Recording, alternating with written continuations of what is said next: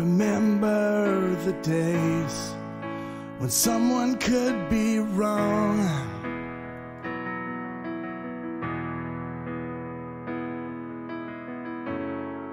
I remember the days when thinking out loud won't get you shot down. I remember the ways we used to call out, hey, hey, hey. So don't forget to call on me to disagree. So don't forget to call on me to disagree. You now reduce them to the evil you once agreed.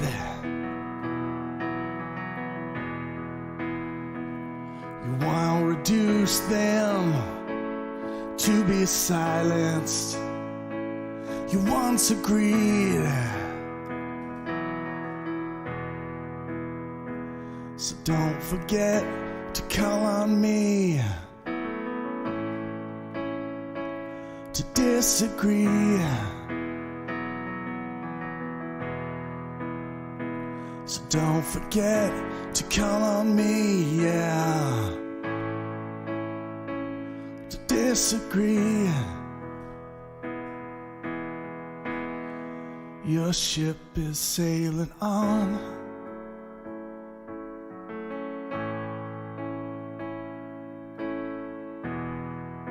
I see you on the horizon. Your ship is sailing on. I see you sailing on the horizon. Call on me when you wanna disagree. Please call on me when you wanna disagree. You now reduce them to be silenced you once agreed.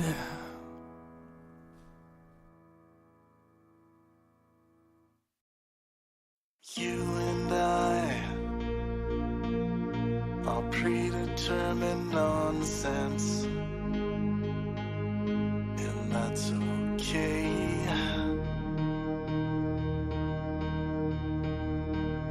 You and I have predetermined consequence, and that's okay. And that's okay.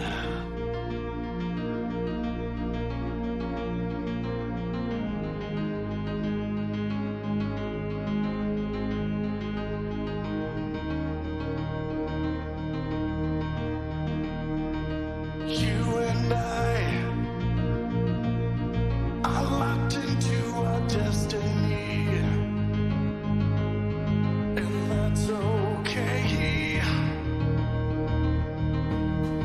And that's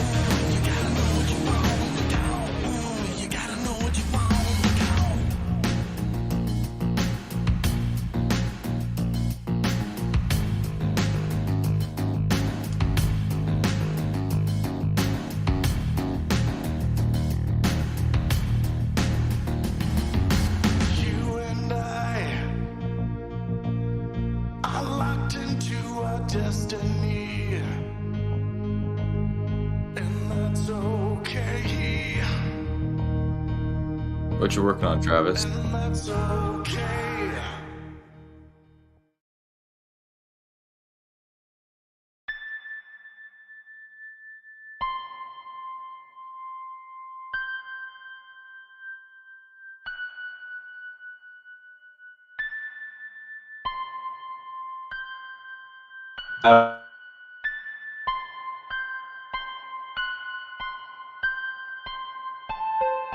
We are electric man.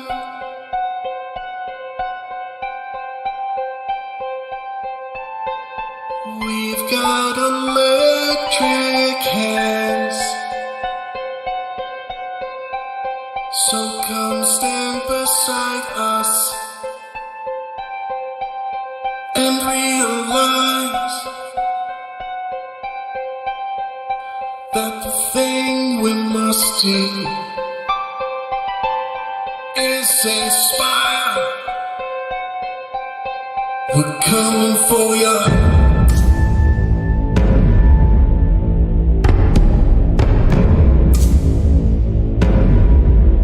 We're coming for you.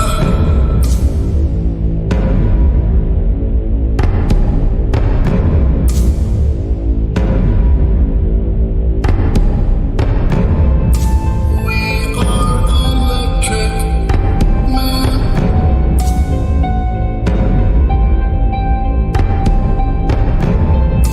We've got electric hands. So come stand beside us and realize that the thing we must do is inspire. We're coming for you.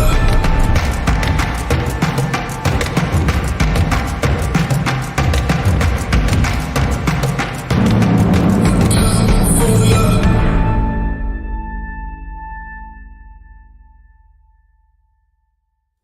All right, my dudes, we are live. Welcome, welcome. Pangburn Show number 11 coming at you. We have a nice room today. I'm excited to be here with everyone. Of course, on Tuesday, the Pangburn channel was remonetized. It's a miracle. No, it's not a miracle. It's just very hard work done by my legal representatives, and I did a lot of hard work. It took a couple of years for us to get back. Can you believe that? And thanks for the shout out, guys. Glad you like my music. Yeah, Andy, I'm not muted for them on. I'm just muted for you guys. But I will unmute myself. It's just Computer science. some of you guys were just making noise, so I had to mute. But yeah, we're going to get into some cool topics today. We're going to talk about the first pig heart that's been put in a human being, and things seem to be going okay so far for that patient, which is very exciting. We got Andy in the room as always, and it looks like we're joined by Roski and Kapow today, which is awesome. Hey guys. What's up, man? How's Tricks? What's new? Nothing much. Yeah. Same old. Cool. Just a couple housekeeping things, guys. I'm just going to go back to full screen. Actually, I have a new view, which is this. I wanted to show you guys online that we finally got our silver plaque from YouTube. Kind of maybe serendipitous that this was sent to us, and we finally got remonetized. But yeah, check it out. There's our 100 subscriber plaque. We all earned this. That's awesome. Very little to do with me. The other thing that I am announcing, we will be doing a book giveaway every episode on the Pangburn Show here on Tuesdays and Thursdays. The book we are giving away today is a copy of Enlightenment Now by Steven Pinker. One of my favorite books. If you don't know who Steven Pinker is, you got to get out there and read some Steven Pinker. Start with Enlightenment Now. I'll give you guys a little quick reading from the start of the book. In the course of several decades giving public lectures on language, mind, and human nature, I have been asked some mighty strange questions. Which is the best language? Are clams and oysters conscious? When will I be able to upload my mind to the internet? Is obesity a form of violence? But the most arresting question I have ever fielded followed a talk in which I explained the commonplace young scientists that mental life consists of patterns of activity in the tissues of the brain. A student in the audience raised her hand and asked me, "Why should I live?" The student's ingenious tone made it clear that she was neither suicidal nor sarcastic, but genuinely curious about how to find meaning and purpose if traditional religious beliefs about an immortal soul are undermined by our best science. My policy is that there is no such thing as a stupid question, and to the surprise of the student, the audience, and most of all myself, I mustered a reasonably credible answer. What I recall saying, embellished to be sure by the distortions of memory and he says something French here, and I don't know that phrase. L'esprit de l'escalier. Maybe that's close. The wit of the staircase went something like this. In the very act of asking that question, you are seeking reasons for your convictions. And so you are committed to reason as the means to discover and justify what is important to you. And there are so many reasons to live. And then he goes on to talk about sentient beings. Get this book. This is Enlightenment Now by Steven Pinker. Be active in the chat to be entered to win. The more active you are, the more conversations you're getting started in the chat during these live shows will give you a better chance at winning the daily book giveaway. So I have quite a collection of books that I've stocked over the years, many copies of different books. So this will be one way for me to give something back to the community. So make sure you invite your friends, people who like reading intellectual material to this stream. As you guys know, we have a lot of fun during this program, but it will also be fun to send you guys some good reading material. So I'm excited for that. Mace is already trolling. Jas Renfro says they've been doing pig valves for decades. I remember a parent surgeon brought one in a jar for show and tell. Yeah, it's one thing to use parts, but like the whole heart, that's a pretty big deal. If things are successful, imagine what the implications of that, right? Raising pigs and so that we can take their whole heart out, right? So this there's a lot to talk about there, but that's part of one of Andy's news items. One thing I want to remind you guys of. Oh, by the way, hit the like button. And again, I know a lot of you come here on this stream from Facebook and you don't go on YouTube much and you don't have your email connected, but please connect your email so that you're signed into YouTube so that you can drop a like. I'm going to go back to this view. Okay, cool. Check out the poster. The Celebration of Science and Reason tour is on sale. We're starting in, and of course, this is featuring Lawrence Krauss, Sabine Hossenfelder, who are two very famous physicists. You guys all know Lawrence. If you haven't checked out Sabine, go and check her out. And YouTube sensation Arvin Ash will be joining them in Vancouver to fight the evil crime of anti-science. But it's going to be a lot of fun. On April 12th, we'll be in Montreal. April 13th, we jump over to Calgary. And then April 14th, we will be in Vancouver for the big one. We have the Queen Elizabeth Theatre booked, downtown Vancouver. It's Vancouver's feature venue for events like this. It's the big one. So everyone, please come out, support the event. We do have a GoFundMe and of course the Pangburn PayPal. If you want to make a contribution to help cover the costs for this tour, the plan is to film this content for you guys to make sure that you get these conversations, and everyone who can't afford to go out and see conversations like this will be able to come to the Pangburn channel and get this educational content for free, which is amazing and a huge reason I do what I do. It looks like we got lots of you engaging. Rose, thank you for being here. And again, you guys remember, share this stream. Make sure you smash those likes. I really appreciate it. We're getting up there.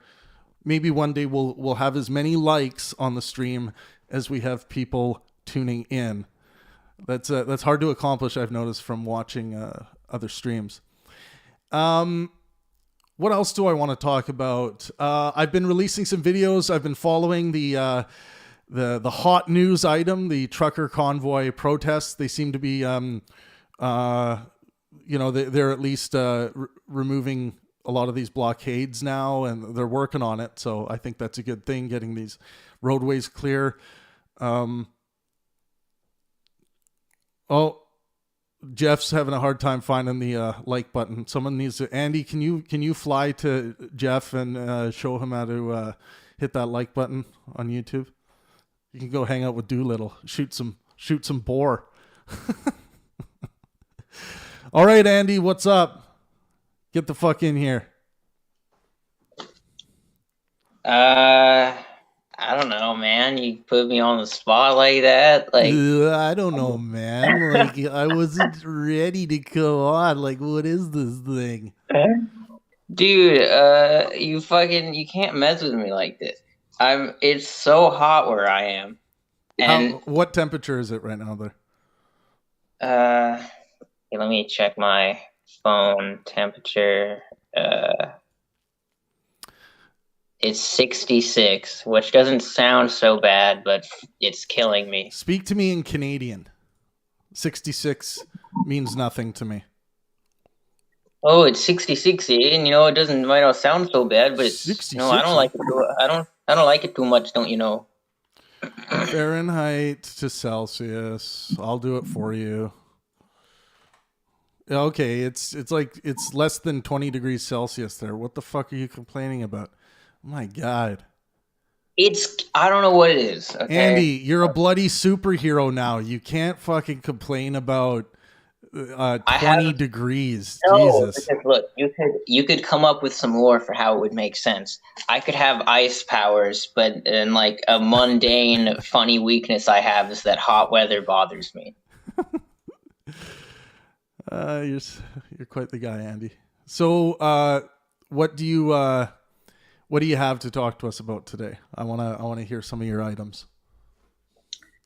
All right. By the way, everyone, if you want to drop a couple dollars towards the stream and the Pangburn show, because we are remonetized now, we can accept super chats, and all of your super chats will be dealt with and read out loud.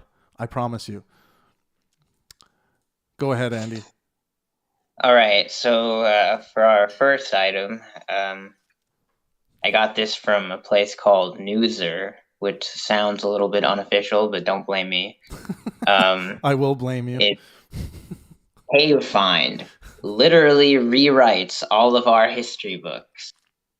Oh my God. I don't know about literally, but I think the person who said that was being a bit hyperbolic. But moving on. Hold on, let me see what Mace is saying. That's a bold promise. Screw you. That's a bold promise. A cave in southern France has disrupted our previous theories about how humans replaced earlier hominid species. So scientists previously thought that Homo sapiens arrived in Western Europe around 40,000 years ago and quickly wiped out the Neanderthals. But now thanks to tools and a child's tooth found in the Grotte Mandarin, scientists are suggesting humans were present in the area 54,000 years ago, according to the BBC. And this cave seems to have been used according at to different the big black what? That's the British broadcast something. I don't think it's what you were trying to imply it was, but you thought it meant that. I think that says more about you. Oh yeah. This cave seems to have been used at different points by Neanderthals and modern humans who moved in just a year after the Neanderthals left. And that detail is coming from the New York Times. So after a relatively short time, the Homo sapiens were replaced by Neanderthals for thousands of years before the modern humans came back. And the lead author of a study published in Science Advances, anthropologist Ludovic Slimak, this literally rewrites all our books of history. Researchers have been excavating the Rhone Valley Cave for 30 years, finding hundreds of thousands of artifacts, including what looks like arrowheads made by Homo sapiens. I can't take you seriously without your glasses, honestly. I don't understand. You wouldn't if I have them on. I feel like you'd take me less seriously. Oh, now no, because you see now I'm a character now. Now you look like a really cool like guy that's done like field research, man. You've seen stuff. I'm the inspector. Yeah. That's what they call me. Female body inspector. Okay, so let's get down to the brass tacks of this. Tell it to us like we're 5. What is the main deal with this finding? They found some stuff, right? Yes. They found some stuff in a cave that makes it look like people were there at different points of time. I don't know how to simplify it further. These notes are already a simplified version of what I read. Okay. I'm just seeing if you could spice it up a bit. Spiced it up. I'll spice you up. Okay, cool. So what are the implications of this? This may rewrite a little bit of history for us. Yeah. So according to Slimak, this place is like a kind of Neanderthalian Pompeii without catastrophic events, but with continuous filling of sands in the cave deposited progressively by a strong wind. And fellow anthropologist Chris Stinger reported that this finding challenges the view that there was rapid modern human takeover. Instead, Stinger says that sometimes the Neanderthals had the advantage, sometimes modern humans had the advantage, so it was more finely balanced, and that there was also an apparent period of coexistence that fits well with the 2010 discovery that Homo sapiens interbred with Neanderthals, and many humans today still have some Neanderthal DNA. And we don't know how this worked, whether it was a peaceful exchange of partners or if they were just grabbing females from other groups. Probably was a little bit of both. But Stinger says it might have even been adopting abandoned or lost Neanderthal babies. Interesting. All right, that's cool. Next. Discovery in the Milky Way shows a potential life-supporting planet orbiting a dying sun. And I got this from Local 12. Scientists may have discovered a planet that may be able to support life despite it orbiting a dying sun. And researchers from the University College of London discovered the planet while observing a white dwarf 117 light years away. What is Mace going on about? I keep seeing him in the corner of my eye, and I don't trust whatever he's doing. No, we're just chatting. We're chatting about you. Just making fun of me, huh? Look, I know my energy is very low, right? Oh, and just leave the room. Wow, that is just... Can you guys believe this guy? Yeah, so I know my energy is very low right now. Like I said, it's because I'm just getting beaten down. Thank you, Jack. I'm not going to read that on the air. I am. Jack says, "I'll show you my Milky Way." Thanks for the $5 super chat, Jack. Thank you. Appreciate it. All right, Andy. Okay, so what is it about this star? Dazzle me.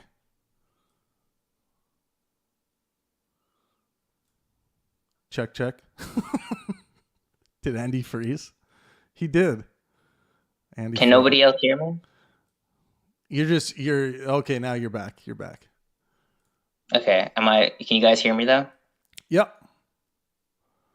I can't eat a piece of chocolate, Tim West. My stomach is upset enough as it is. So the remains of this star are surrounded by a ring of debris where water might exist on the surface given the right temperatures.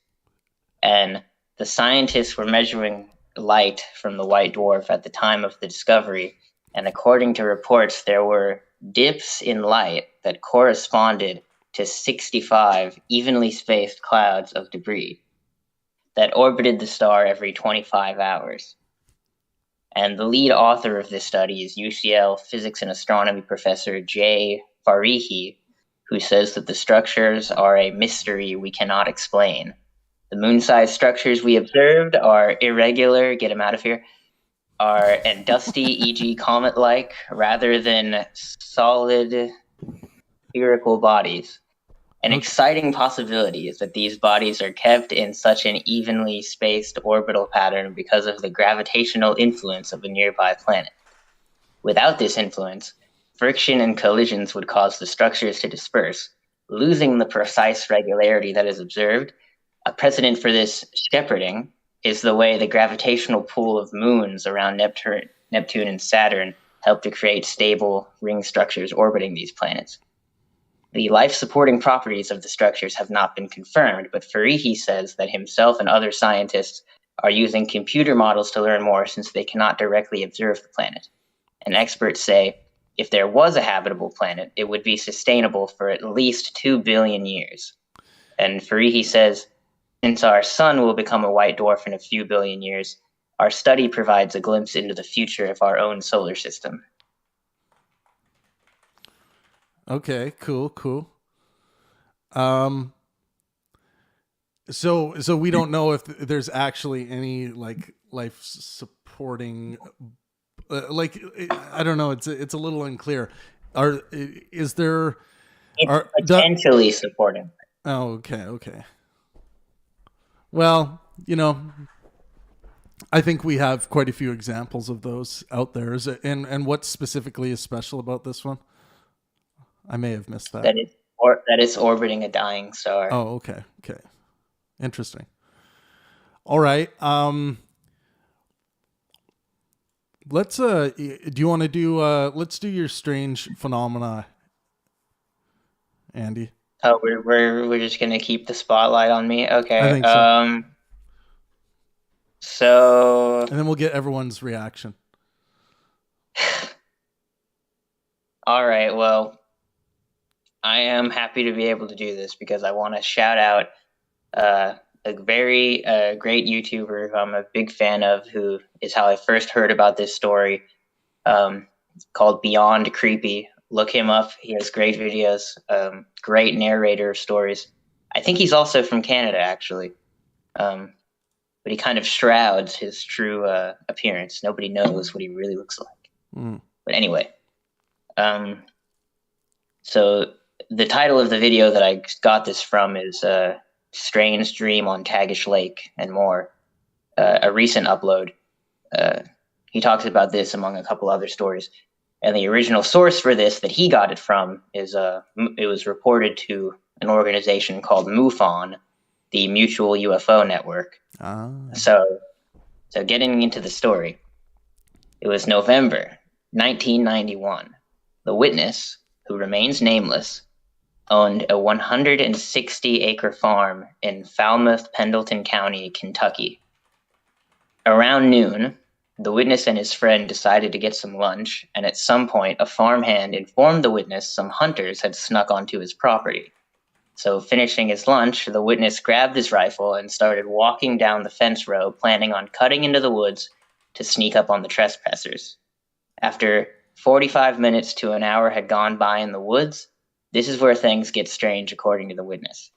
Something stepped out in front of him, and it was somewhat hidden by the plants around it, but the witness trained his rifle on it, asking if they were friend or foe.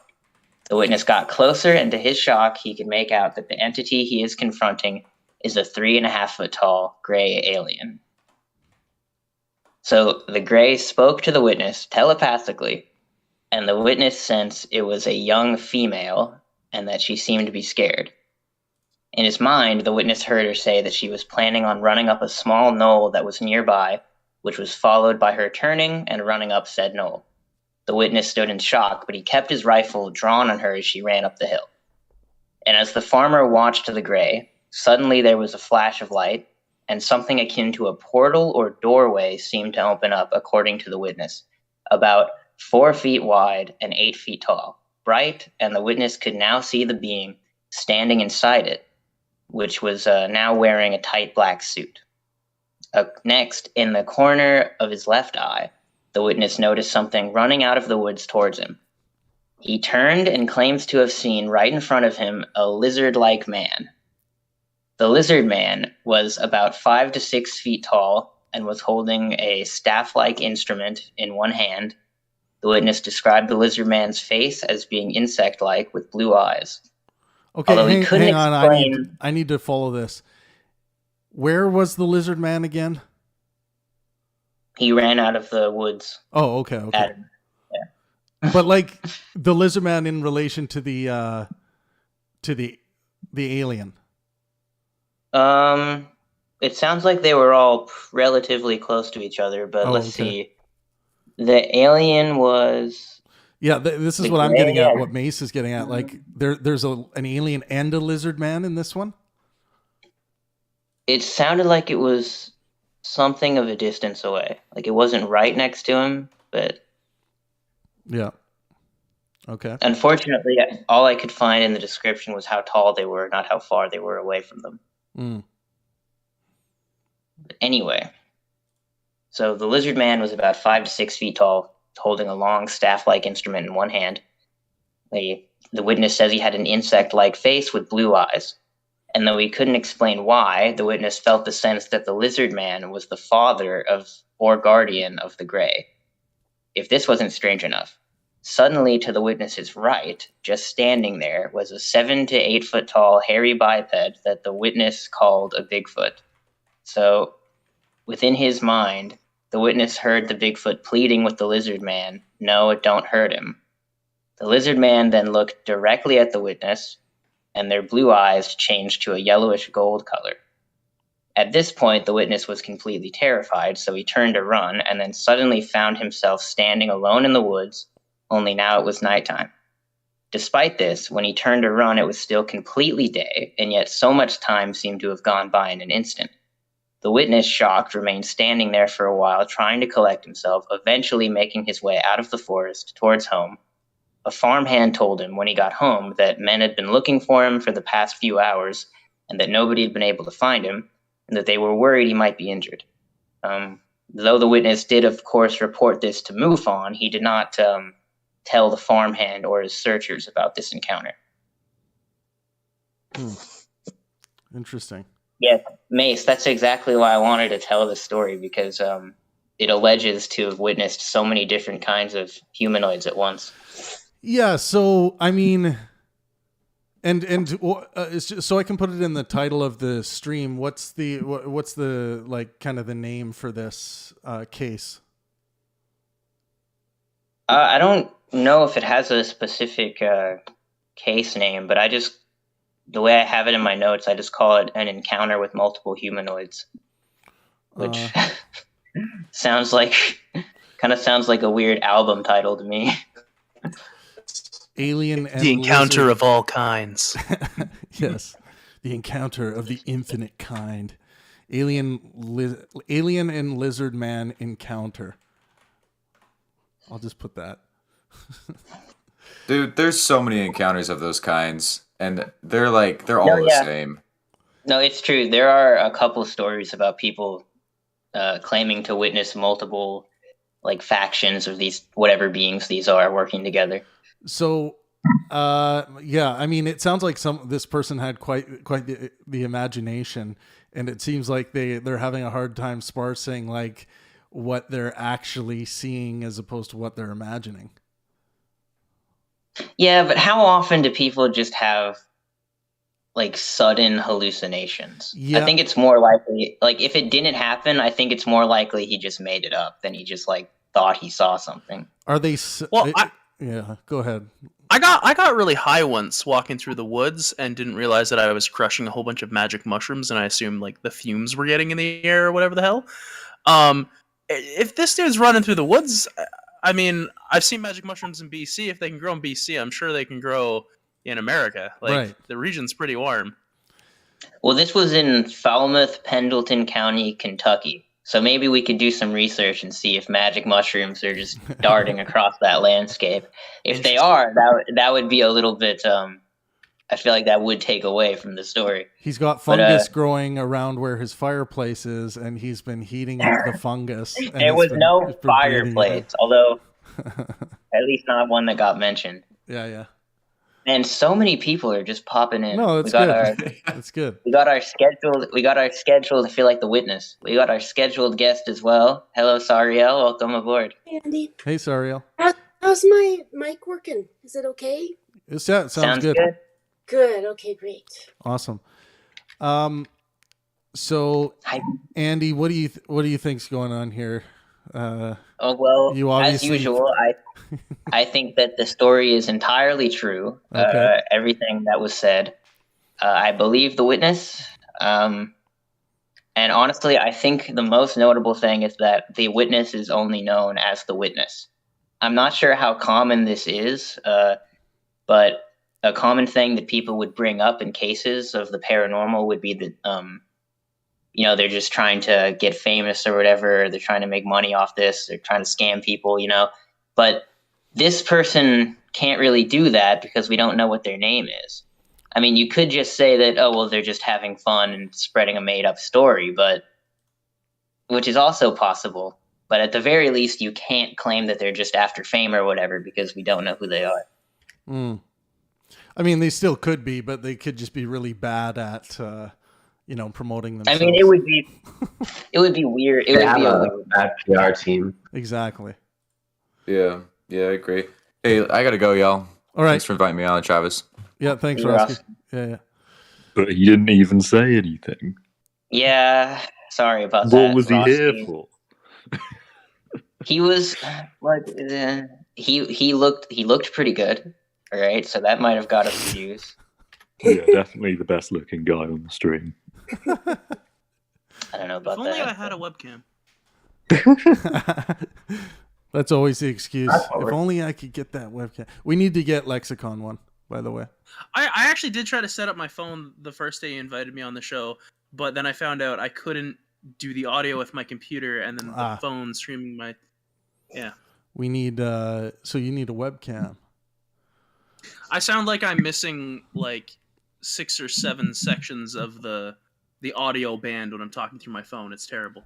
Right. So yeah, that's interesting. So who were our actual scheduled guests today, Andy? Sariel is? Roski, who just left, but also Sariel, who just got here. Yep. Sariel, did you have a topic you wanted to talk about today? Well, I do. I wanted to just say about the reptilian and the insect aliens. I personally have been doing some research lately, and it didn't really start with aliens. It kind of started with remote viewing. I don't know if you know what remote viewing is. You might want to explain it for the audience. Yeah, what is remote viewing? I was looking at remote viewing.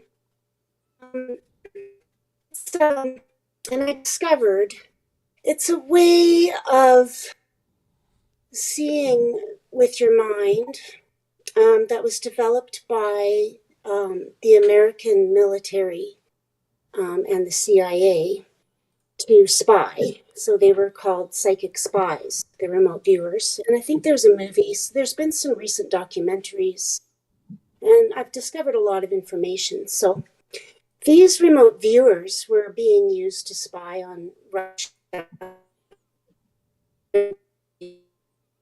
Oh, Sariel's giving us information that we're not supposed to know, so they're messing with her audio signal. Are they? Is my audio going funny now? Yeah, it's going a little bit funny. Yeah. You gotta file like litigation against the person who set up your Wi-Fi. I wanna see what the internet is saying about remote viewing. Yeah, and I discovered that they were also seeing aliens. On Earth or on other planets? I mean, they're seeing them around their space projects. So when they go to the moon, they were seeing aliens on the moon and alien craft. They saw, there is documentation of aliens in the space shuttle working, standing in the shuttle bay and stuff like this. So and they saw all this with their minds. Yeah, they use a specific method that is scientific. So I see. I want to. It I does just want sound. to read. It sounds very scientific. Yeah, it sounds like. I'm just gonna read this and see, just to add a little information. So, remote viewing is the practice of seeking impressions about a distant or unseen target, purportedly, quote, sensing with the mind. Remote viewing experiments have historically been criticized for lack of proper controls and repeatability. There is no scientific evidence that remote viewing exists, and the topic of remote viewing is generally regarded as pseudoscience. Now, I'd like to see, like, Sariel, whatever. I don't know if you believe that this is an actual thing that's been demonstrated. It looks like Michael Shermer investigated remote viewing experiments and discovered a problem with the target selection list. According to Shermer, actually, I have to say, yeah. Pang, that I've actually done some remote viewing myself, and many people who are not psychic have been tasked and been able to do remote viewing. Can you see me right now? Yeah, I did some remote viewing today. I mean, I'm doing some ongoing experiments, and so do it now. Tell me what I'm wearing.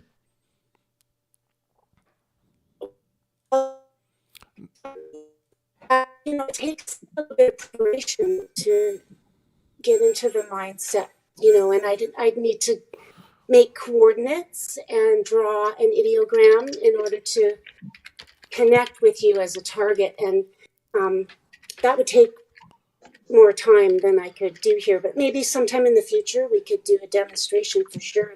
I saw lately, the last few days, I've been seeing the Olympics, a lot of luge. I've seen 2 luge competitions. I've seen ski jumping. So you're seeing this. So you're saying you're seeing this in your mind.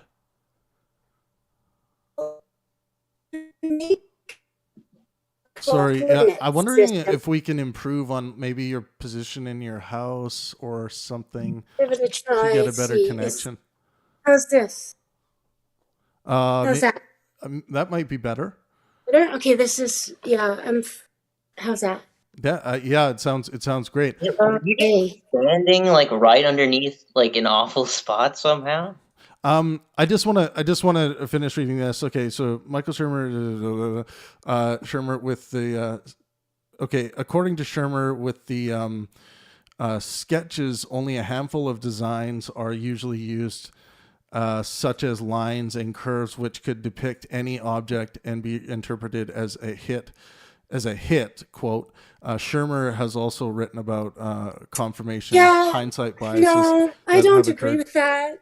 People are not just drawing lines and curves. They're drawing detailed diagrams and pictures.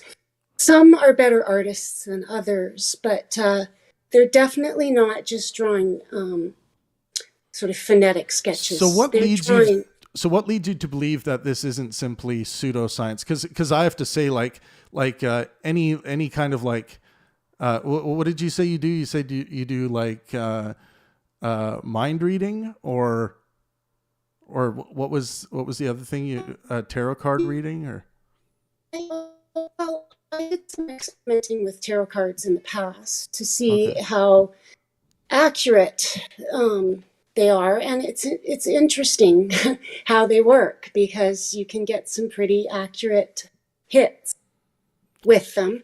And this goes to my understanding of consciousness, which I've also been researching, and I follow the theory of Stuart Hameroff and Sir Roger Penrose, and they talk about a theory of gamma synchronies inside of your brain, which are quantum superpositions of gamma waves.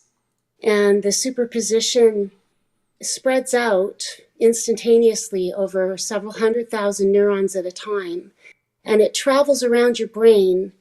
Stuart Hameroff calls it the conscious pilot. And this is like where your consciousness arises in the gamma synchrony. So apparently this gamma synchrony hypothetically could exist outside of the body because it's quantum coherent. And they think that at the moment of death, when your brain lights up in one giant gamma synchrony, this is when your consciousness does indeed leave your body. Ooh. When you say they think, who are you talking about? I'm talking theorists Hameroff and Penrose and Oh, their followers. are you saying Penrose? Are you saying Penrose believes that this is the case? I'm saying Penrose has an open mind for sure. He hasn't. It's hard as a scientist these days to admit any kind of spiritual beliefs because you get laughed out of the field. So well, yeah. If there's been no demonstration of the claim and someone. Well, actually, there is. There's a guy in Japan doing experiments. Banner Paget. Okay, I'm just saying. We haven't announced these theories are being demonstrated. Pang.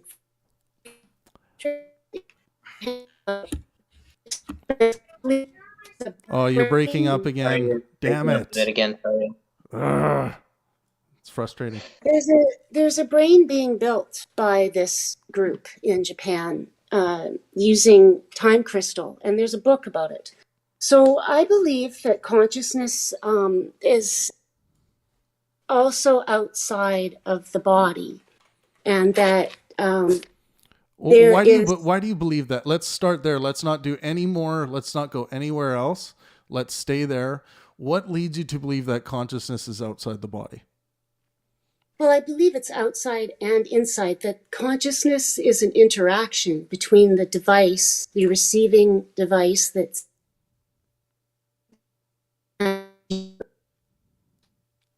information that your brain device is interpreting. Yeah, so it's I'm not sure this is going to work with your connection. Yeah, I'm going to call my provider and see about speeding up. I think my Wi-Fi is too slow. Yeah, I don't. Yeah, it's weird. It just becomes intermittent at some moments. How is it now?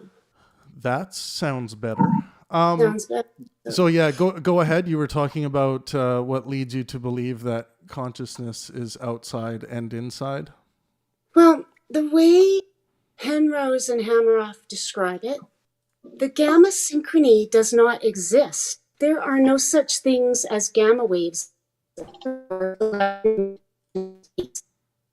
when the gamma synchrony rises, it connects to the density matrix, which is the information that makes up the universe.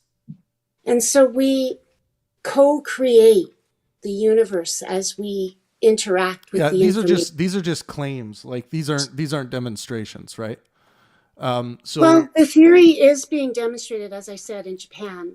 Yeah, but you understand. You understand with that microtubules, and they're sending signals through the microtubules and measuring the harmonics. And they have developed a theory of how the microtubules in the brain construct reality in a... construct reality. So there's a lot of claim. Let's deal with this right now and ask the room. What do you guys think of some of Sariel's claims thus far? Lexicon, Mace, Kapow. First of all, we can talk about the what was the thing to begin? Remote viewing. Remote viewing. What do you guys think of remote viewing? I classify all out-of-body experiences as the same phenomenon, well understood. In fact, we can induce them in the brain by short wiring certain neurons, certain sections of the brain. It's pretty well understood at this point. Yeah. I posted a study, and in that study is sourced other studies that explain how the phenomenon operates and works. I don't think there's anything to it. There's nothing within the mental framework beyond the person's perception where they're laying.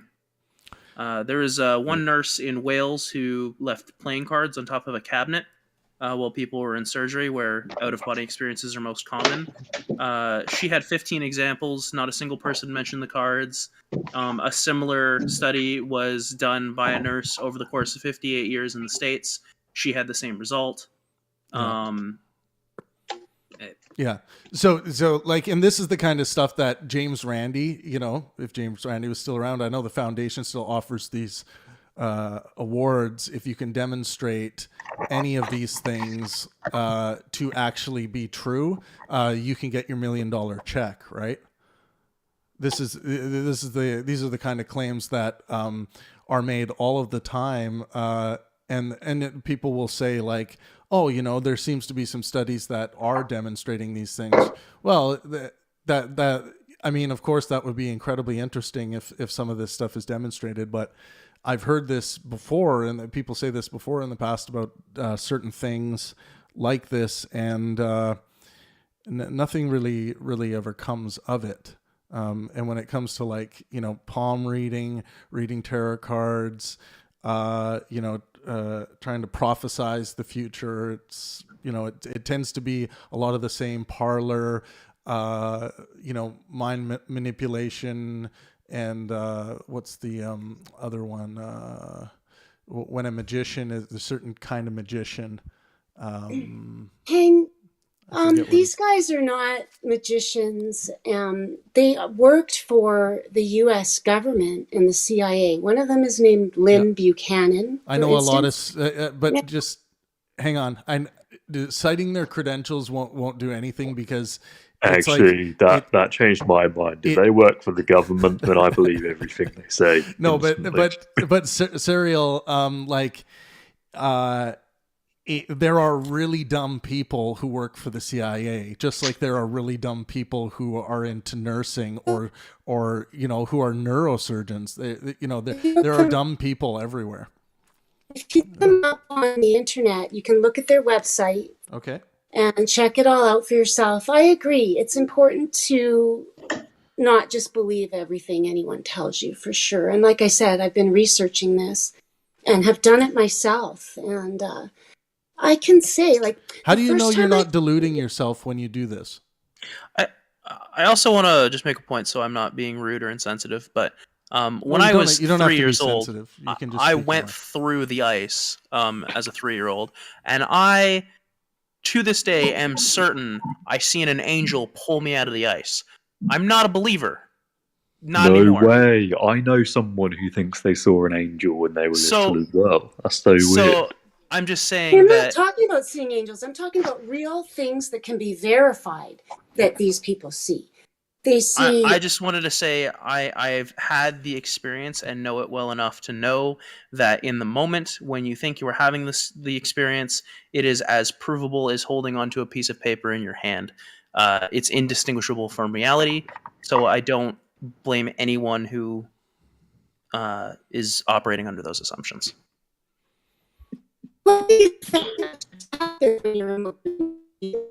We can't hear you, Serial. Yeah. All right. Well, we were having this problem the other day with my microphone, so can you hear me now? Yeah. Yeah. Okay. So, Yes.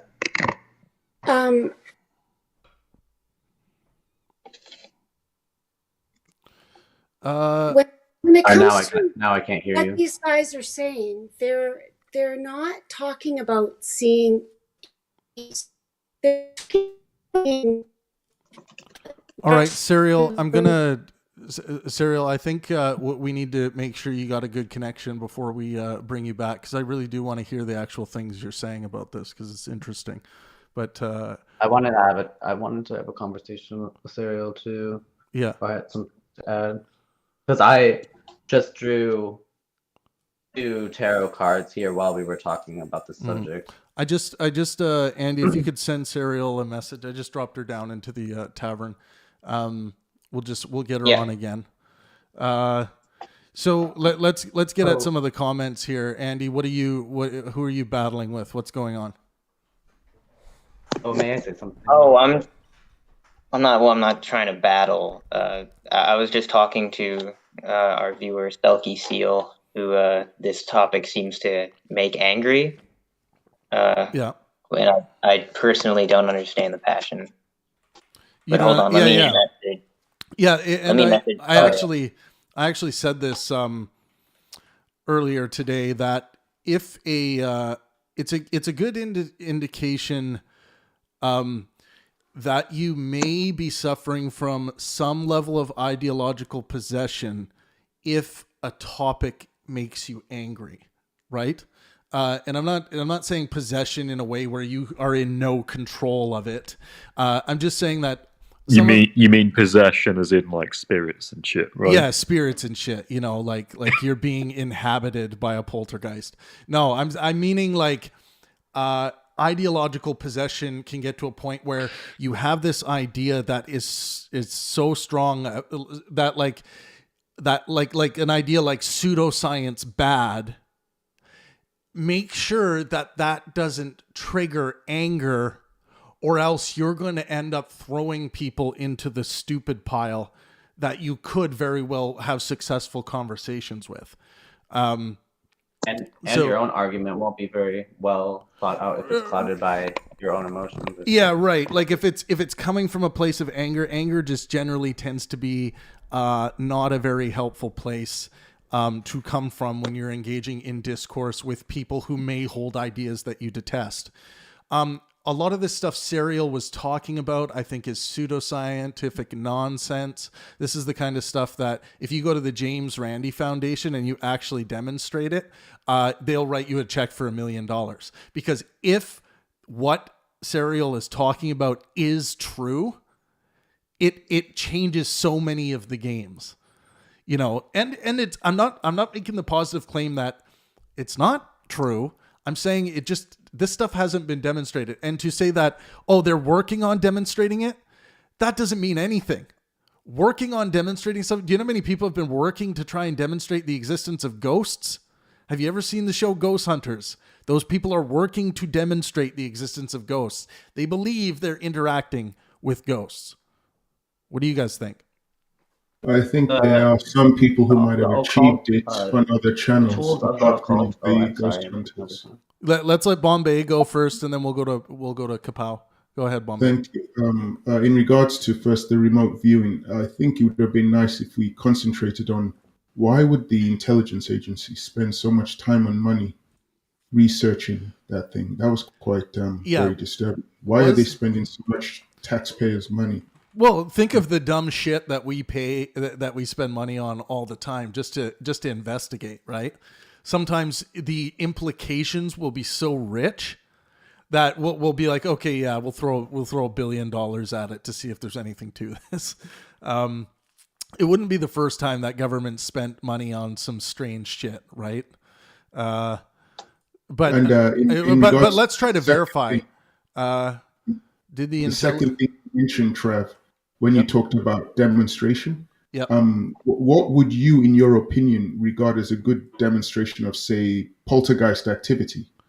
Yeah, that's a good question. Well, you would need proof that what you are observing is what you are claiming it is. So you need proof positive to add to that model. So if you're going to say, if you see lights flickering in your house or whatever, and you can say, this is some evidence of poltergeist. And, if we Occam's razor that shit, it's like, you have an electrical problem and it happened to coincide with some scary music playing or something like that. And then your mind played tricks on you. But if we were to say, okay, a poltergeist is this, it has to have these properties, measurable properties, and then we actually measured that thing, then we could add that as proof for poltergeist, right?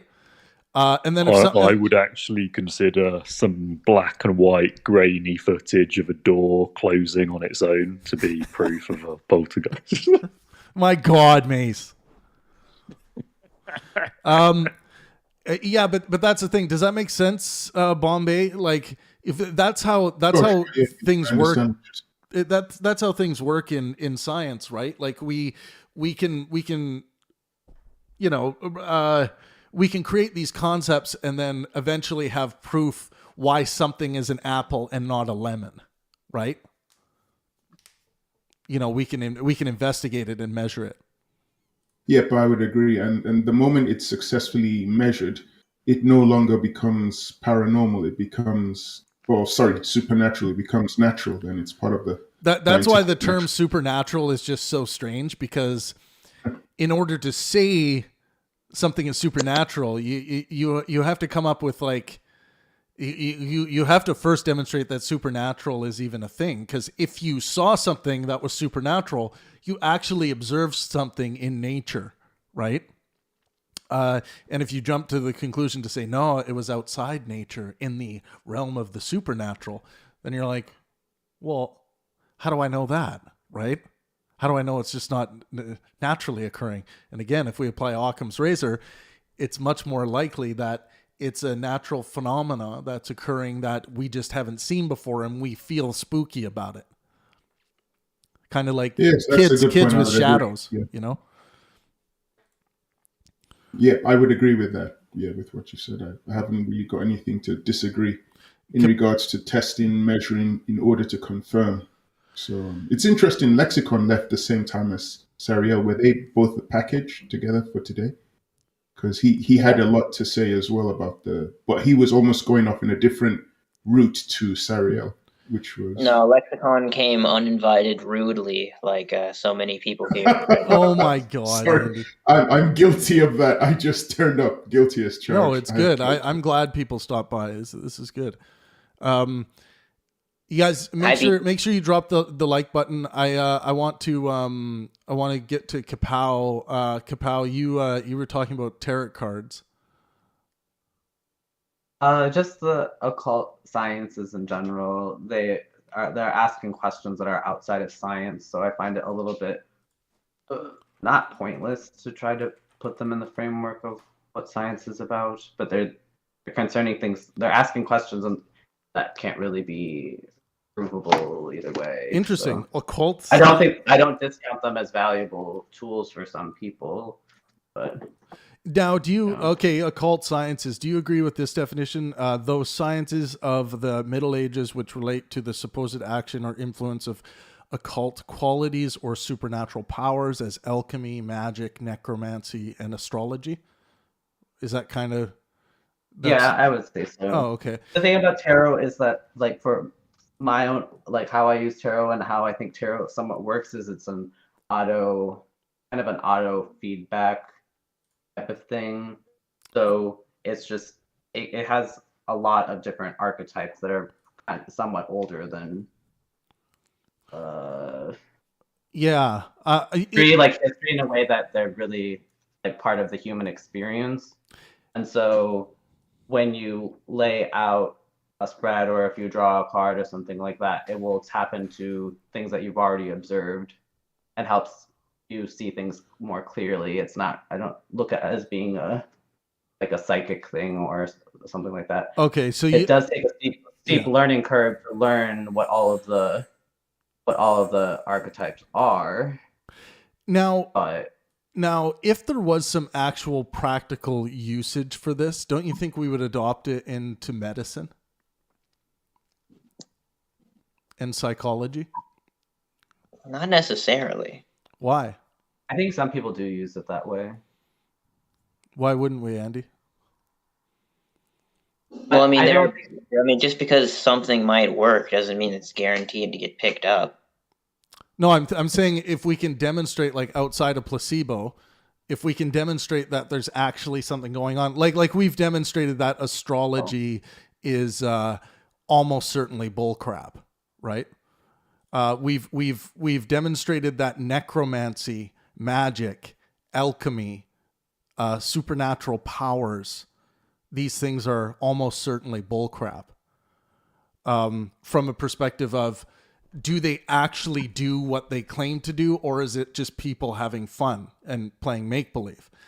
It seems to be the case that this is people, having fun, playing make-believe, kind of like, like someone just put holistic medicine in the chat. Holistics, like when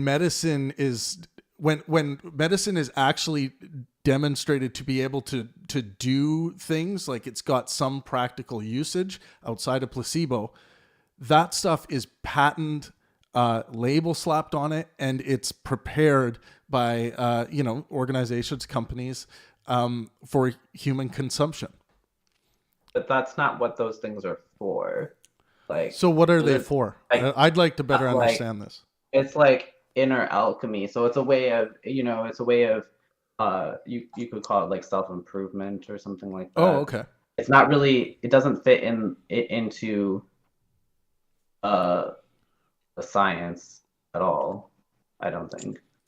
Right. So then if I was to say, or if I was to ask you, like, do you believe that alchemy works, or that astrology is something real? Like are astrological signs significant to someone's life? Do you believe that? Well, I've been studying astrology for probably like about 12, 13 years or so. Okay. And I do readings. I don't do them for money or something like that, okay, per se.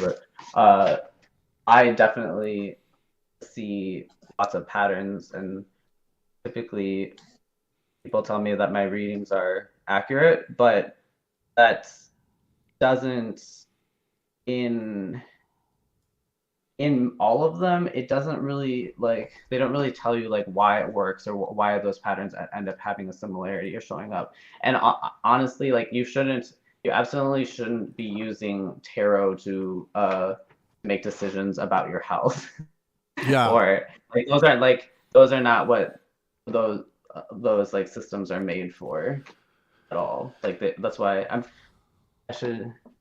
didn't really come prepared for this one. No, it's all good. We there's lots of different angles we may go while we're doing this. I mean, I guess that could be helpful to a conversation as someone who just is like, I'm not an outsider to science or anything, but yeah. I do have experience with these types of things too. Oh, 27. I think, did someone else say something? Oh, no, I just had to turn on my phone because I'll have to jump off for a call at some moment during this. Andy, what's going on in the chat? Yeah, I don't know, people. I'm still talking to Selkie. Yeah, why don't you read some of the comments? Okay, well, they mention spiritual reading, astrology, tarot, grifters making money, the science of spiritual narcissism, and nobody here is a scammer. So I said, sure, and sometimes people who don't believe life has any meaning or goodness commit murder. No one here is that type of person, and so it's irrelevant. And they said, empty statement, people commit murder regardless of belief. And it's like, well, my point with that was our differences of belief aren't implying any malice within the people who are here. Oh, but here's something about that. It's a great point that Selkie brings up, because people use this all around the world, and they someone like Serial, who, it sounds like she's going about this innocently and trying to figure out, but she made some claims like, oh, I've actually done this. I've done remote viewing. It's important to challenge such claims and not let people get away with, and just believing them when they say, I've done remote viewing. Like that's an extraordinary claim, right? So I think it's important, and I don't think there's anything wrong with talking about like why we need to make sure we challenge things like this. Now, I think Selkie was the one that was saying like, these things make them angry. I don't think these things should make you angry. I think you should take them as a challenge, a place to test your skepticism, and also don't play too soft with people who are saying things that you think are crazy. It's okay to, you don't have to call them crazy, but it's okay to challenge them strongly about, some wild claims they may be making. And the stuff Serial was talking about, I think, is pseudoscience, right? It's stuff that probably for a very long time, there's still going to be people trying to demonstrate this stuff, just like people for a very long time are going to be trying to demonstrate the existence of ghosts and the afterlife and gods, but yeah, Val Diablo brought this up. This is something I always say. Don't throw these people in the stupid bin and say, no, I'm not going to talk to them anymore because they believe that they can do this kind of viewing technique. It's like, no, keep talking to them. They're a human being. Like, you don't have to treat them like they're lesser than you. Like, you have to be soft with them. Like they need to be coddled. No, just tell them how you feel and engage in intellectual discourse. Be helpful and engage in good faith. I think a lot of those ideas actually come from, don't quote me if I'm wrong, but Helena Blavatsky, around the turn of the century, the 1900s, like remote viewing. A lot of these other ideas.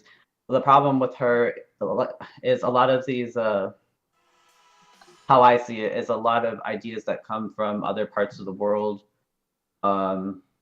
were brought to the West in a poorly translated way. Right. Also with some level of agenda. Yeah, that's the thing. Like, you want to be careful of, because some of these people who like, oh, I can speak to someone, I can speak to your dead loved one, your loved one that just died a week ago. And then these poor people who are just being taken advantage of go to these people's place and pay $20. And then the person goes, oh, they're with us in the room right now. And some people are like, well, what's the bother? I mean, they're providing them with comfort. Yeah, they're preying on vulnerable people and their and their current state of grief, and I think that's a nasty thing for people to be doing. There is a coordinated effort right now going on between the different social media platforms to ban, or to not ban, but to remove the categories for or tags for astrology and tarot on TikTok. On Instagram, and some other things. Yeah, I don't think like removing this stuff is not the answer. I don't think that's the problem, because the problem it hurts the idea that they're trying to get across that it's made up. If you censor people, like you give credence to what they say. Yeah, it ends the conversation. It ends the conversation about it, because I went into all at least astrology and tarot as a skeptic, but then I ended up finding it as a useful tool just for myself, but not for things related to science. Right. Yeah, I think it's when people get carried away with it and go the extra foot and say, yeah, well, science doesn't know everything. It's like no one claims it does. And and maybe my tarot cards are going to teach science something. It's like no, don't bring it into that arena. Keep it. They were proto sciences in a way, like astrology. We wouldn't have astronomy if we didn't have astrology first. Ooh, I disagree. I think like studying the. I think if we like navigation or for agriculture. What I'll say about that is we could have went a route where we didn't dabble in the undemonstrated aspects of astrology, not to do with like, you know, the mapping of the stars and things like that. But I'm talking about like, okay, yeah, we map the stars, but then we don't make any leaps in logic to say like they have something they're tied to our lives or anything like that. I can very well imagine how we could, you know, not go down the mythos line where we could just say, oh, okay, now we're going to keep seeing what we can demonstrate. And then, you know, we go to astronomy. We don't have this astrology thing in the middle. Same goes for alchemy as well, right? Instead of saying like, oh, okay, if you wear this like bracelet of the snake, you're going to have better sex. And of course, the placebo effect on the individual is going to be like, oh, I'm not going to worry about my soft penis or whatever when they go to have sex. Then all of a sudden they get nice and hard during sex, and then they're like, oh, damn, this shit works, man. Or they say, you know, it worked for me. It's a lot of this is very connected to, you know, what happens with chiropractic care. We're gonna go into a conversation about Pfizer or something. Hey, Travis. You know, knock on the alchemist doors all you want for their pseudoscience. They came up with high explosives all on their own. True that. They're the first ones to pull that off. That. And look, fulminating gold. I'm not saying that some of these things can't stumble onto useful things. I'm just saying like the unsubstantiated stuff that gets lumped in with that. It's like, yeah, explosives. Oh, they work. That mixed with that, boom. Cool. But if we look at that example and then say, maybe there's more to this, or, you know, without sufficient demonstration, for sure, dude. that's where people make the mistake. You know, if you can turn silver to gold, I'm sure you can turn like your body to gold, and gold's immortal. So then you'd be immortal. Gold's the key to immortality. Yeah. Andy's all butthurt now, because he likes to just believe in this stuff and not be challenged, and he's mad that we challenge Serial. Right, Andy? No, not particularly. It's really more the way in which it's discussed than the discussion itself. Okay, well, I want to hear your critiques. I want to hear the upgrade that we can make, so that we can be better at this. Because I do want to hear where you don't like the tone of the way this is approached. I think it would be a little bit presumptuous of me to tell you how to do your show. No, Andy, that's not about telling me how to do my show. I want to hear your opinion, because you just said like you don't like the way that these conversations can go, right? Okay, well, this is a general principle that you could, I guess, potentially apply to anything, but I feel like a lot of the time, if people believe in something, whether it's controversial or not, if there's just a disagreement in belief, sometimes people feel they no longer owe that person who disagrees with them any kind of respect or courtesy or consideration. And I don't think that's right. Okay. Now who are you? Is that targeted at me or the person you're chatting with? And if it's targeted at me, I'd like to know specifics. No, it's not really targeted at anyone. It's It's just a looming threat that I feel is waiting to happen when Is that disagreement. Yeah, but is that other people's? Is that what other people are doing, or is that Yes, other people can do that. But other hang people on. definitely do that. In this case, are you feeling like? Do you feel like people are just like so close-minded when it comes to these conversations? Do you have that feeling? A little bit. Okay. Now, if you think, and now here's what I would like to hear, because this is important to work this out. When I feel as though I am a really open-minded person, but I also express my challenges, very upfront. So do you think that these kind of topics that people tend to be ridiculed for if they say they believe in something like being able to read minds or whatever, or talk to the dead, do you think we need to approach those people with more sensitivity?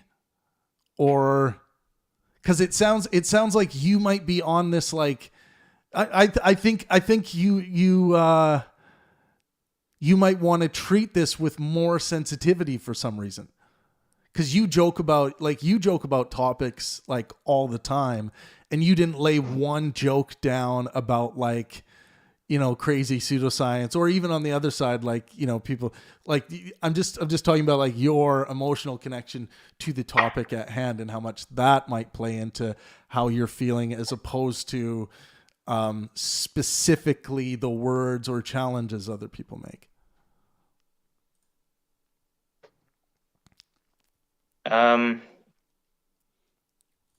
Yeah, I don't know. It's honestly, from before we got on here, I wasn't in the most joking of moods. Oh, okay. But yeah, no, I thought it was interesting to explore that, because I do get a sense, and it's not just you, but I do get a sense when we start talking about these topics where someone might be like disclosing something they might believe and they don't have any proof for it or anything like that, or they believe the proof is being worked on. They might be, they might be making themselves more vulnerable than if someone's saying like, I believe the earth rotates around the sun, or that yeah. And I tend to have like the same level of sensitivity for the person on any given topic. And maybe that makes me socially retarded. That makes sense. Has anybody heard of Darth Dawkins here? Darth Dawkins? Yeah. Yeah, I have actually. Yeah. Yeah.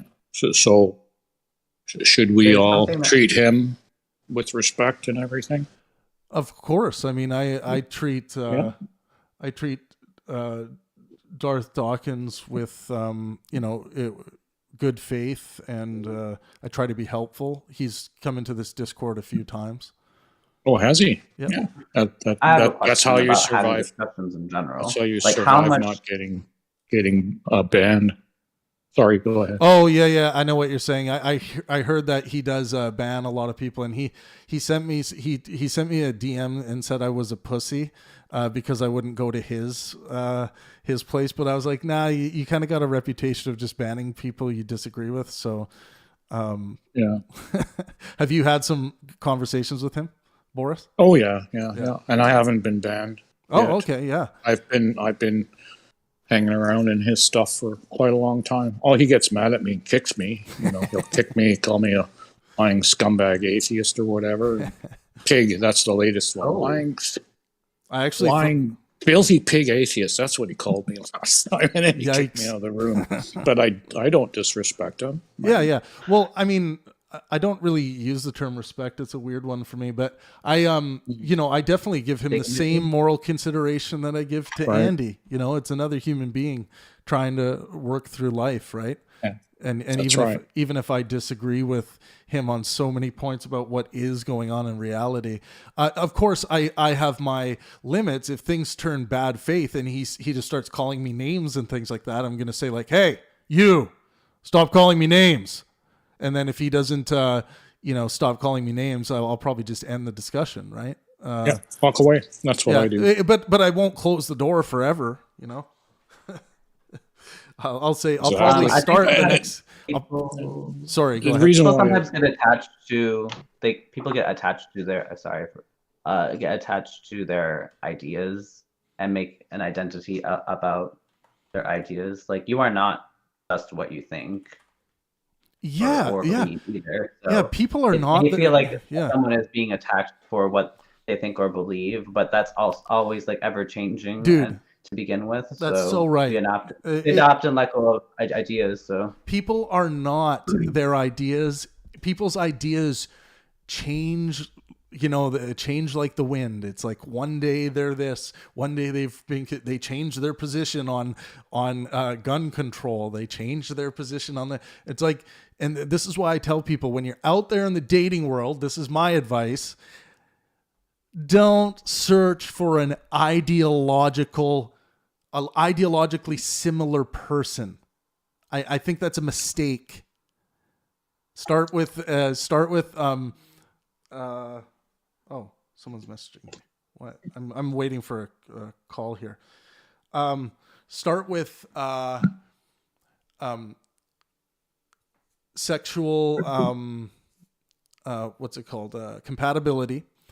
And if you're looking for a long-term partner, and that means, by the way, if you're someone that likes having sex once a week, and you very much like, that includes frequency and like the things you're into. Of course, we're not always going to know all the things that we're forever going to be into, but I'm saying erring on the side of that is very important, because someone who likes having sex 3 times a day, if you're trying to be in a relationship with someone that likes having sex 3 times a month, that is not going to work.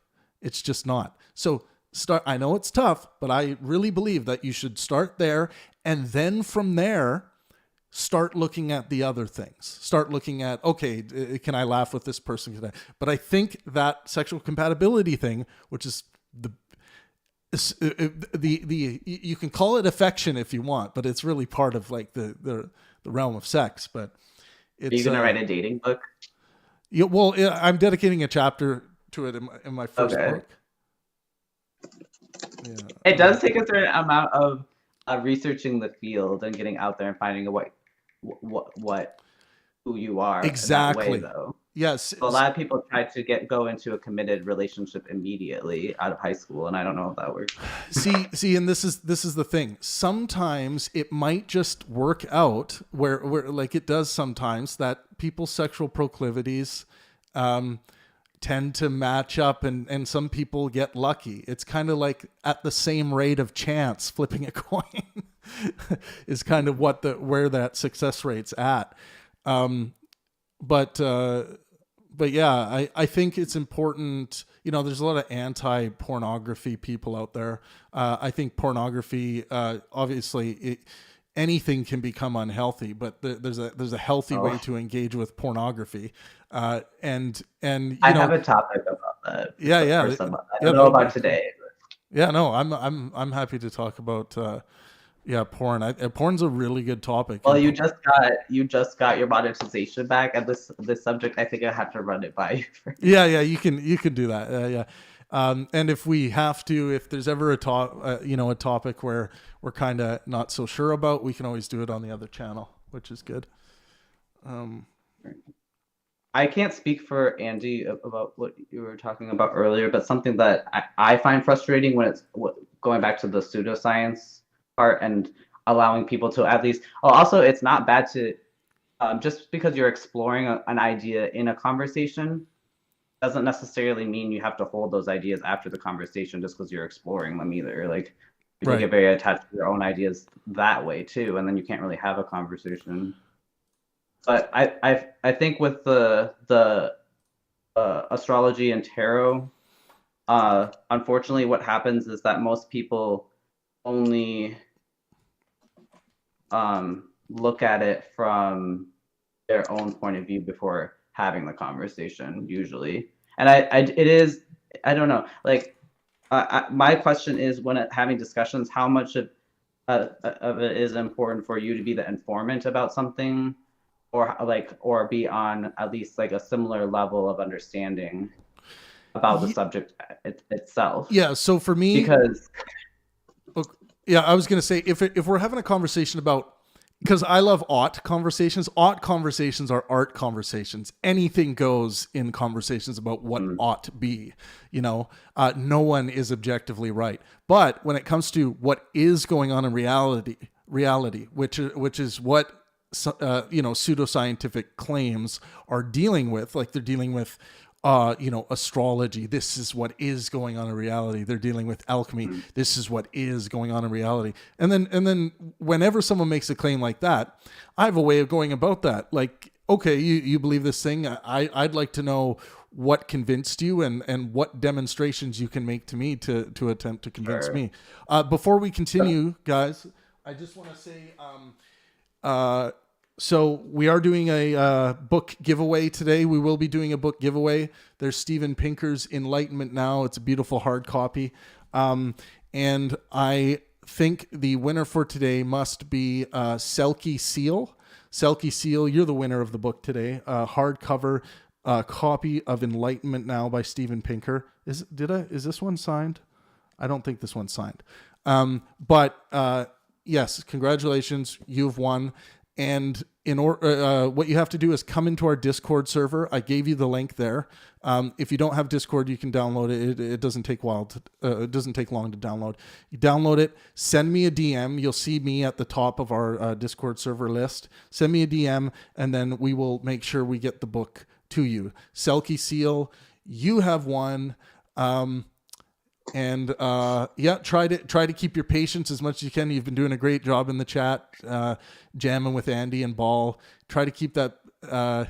I try to say, have absolute patience for your own perceived stupidity. So things that you think are very stupid that you're having to have a conversation about, try to have absolute patience for it. Try to find ways to enjoy it. But yeah. Anyways, rock and roll. Selkie Seal says, what? Haha, ain't falling for that. Cheers, guys. Oh, okay. Just joking. Last bit though. Oh, maybe I don't know if she or if they were talking to me or someone else. But anyways, Selkie Seal's the winner for today. Congratulations. Yeah, congrats.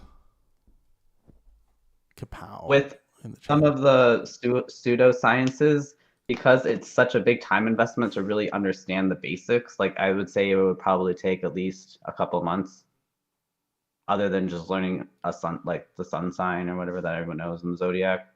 So I don't think most people are willing to take 3 years to understand a subject just to talk about it in a topical way if they don't see it having any value.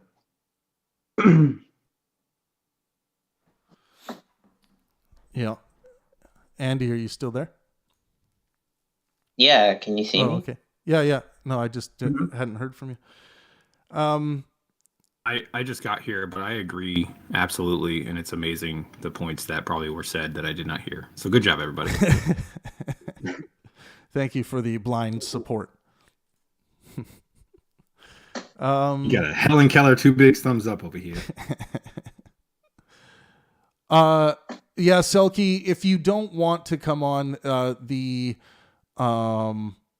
Discord server, send an email to admin@pang-burn.com and we'll get you your book.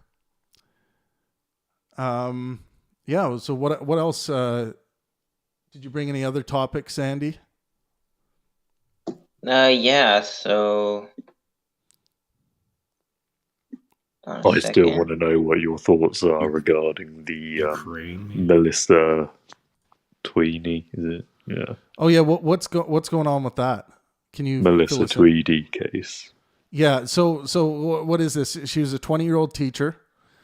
She. Yeah, give us a rundown. I think I think she was like 22. Okay. And she's hot. She's super hot. I saw pictures of her. She's fucking hot. So I wouldn't say so, but I mean, it's subjective. Yeah. Anyways, so okay, this hot teacher. I'd say she's cute. Okay, fine. This cute teacher. God, Mace is difficult. Offensive. Just say fuckable. Okay, so no, I wouldn't. So this teacher, she had sex with a graduating high school student, right? Graduated. If they were 18, what is the crime? He was 18 and he'd handed in his leavers notice and he'd just finished his leavers prom. Leavers prom? Well, can someone translate this fucking British nonsense? What's the leavers promenade? So after he's finished sixth form or college, they go and have a party to celebrate. Oh, wait a second. Okay. Oh, okay. So she's still a high school teacher, but so they're saying she was still in some kind of position of power over him, and that's why is she going to jail or what's happening? Well, no. So the thing is, she was still a teacher, but he was no longer a student because he had literally just left the school. He'd handed in his leavers notice. Years old. I'm not sure what the actual crime here is. The police have investigated and they've said no crime has been committed. Oh, okay. What she did was legal, but the school have still fired her, and she's still. I think they can do that. I mean, she's still going to have unprofessional, sure, but should they? Well, let's go around the room. This is a really good topic. Should she be fired? No. If you were in charge of her job, if you're going to say now, take into consideration. Let's say this. Let's say this. You are the private owner of this school, so you're also running a business. Let's say this. Do you think it makes business sense to fire her? No. Yes. No. Yes. Teachers have to be held to a higher standard. No. Unfortunately. All right. He didn't do anything wrong. Let's let Boris roll a little bit here. Well, I'd just add it's a publicly owned school, and not only she been fired, my wife's she's not allowed to teach ever again anywhere. My wife's a teacher, and teachers have to be held to a higher standard. You guys, hang on. Let Boris finish, and then we can all get in. And that's not the hypothetical in front of us. All right, go ahead, Boris. Hypothetical? Yeah, it's not a hypothetical. My wife's a teacher, and teachers are held to a higher standard, unfortunately. And if you don't uphold the standards, they'll just decline. So you say, unfortunately, don't you have an opportunity in this hypothetical to change that unfortunately to I'm not going to allow this anymore, and then you won't fire them? Yeah, I didn't. I probably chose the wrong word, misspoke. Oh, okay. Yeah, the standards have to be met. Okay. You can't let standards slide. Is the problem, and you could be your own job. The people that make the decisions, you're at risk as well if you don't uphold standards. I'll be right back, Andy. Let's get your response. Yeah. So no crime occurred. Guy's 18, wasn't even a student anymore.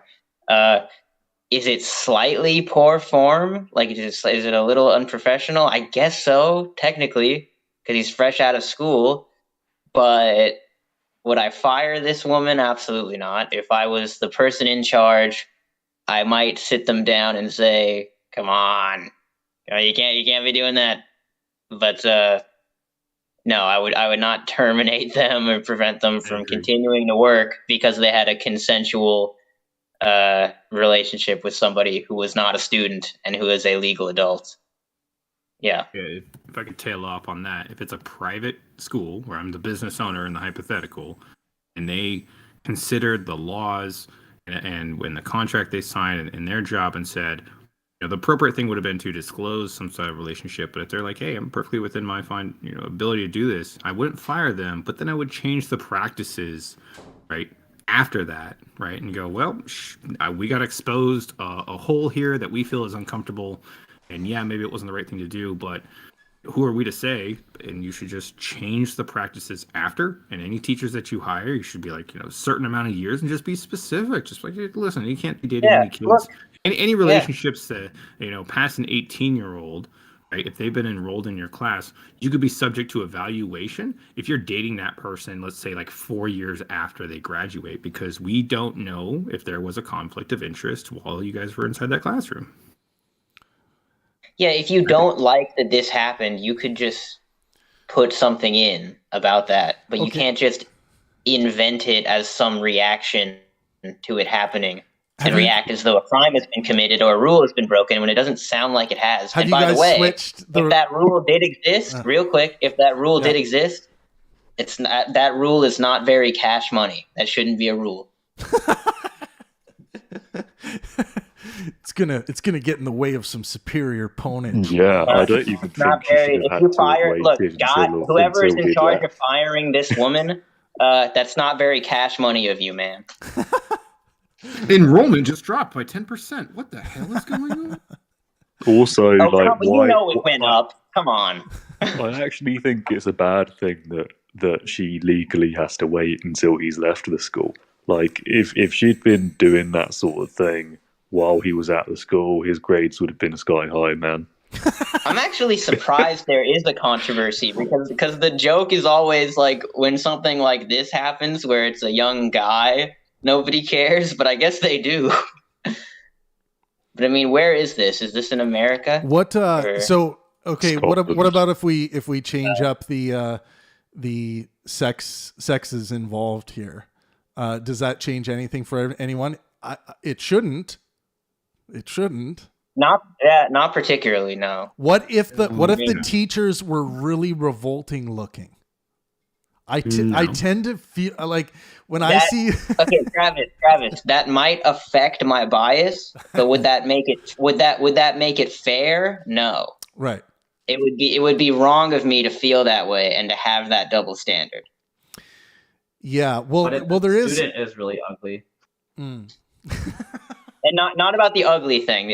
What I mean about if the sexes were reversed. If the student is really ugly, then he's really well hung. Yeah, if the student's really ugly, like I want to get this guy's information and like how'd you do it, man? He's a kid. You should just write a book.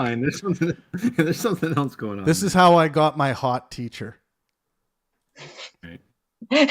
I hooked up with my teacher, and so can you. Yeah, by that kid. Selkie asks, what if she was older? What if she was an old granny, and all of a sudden it's still legal. Okay, it's still, if you have a problem with an 18-year-old having sex with a much older woman, then I guess you got to approach the courts with that one because that is 100% legal. Right.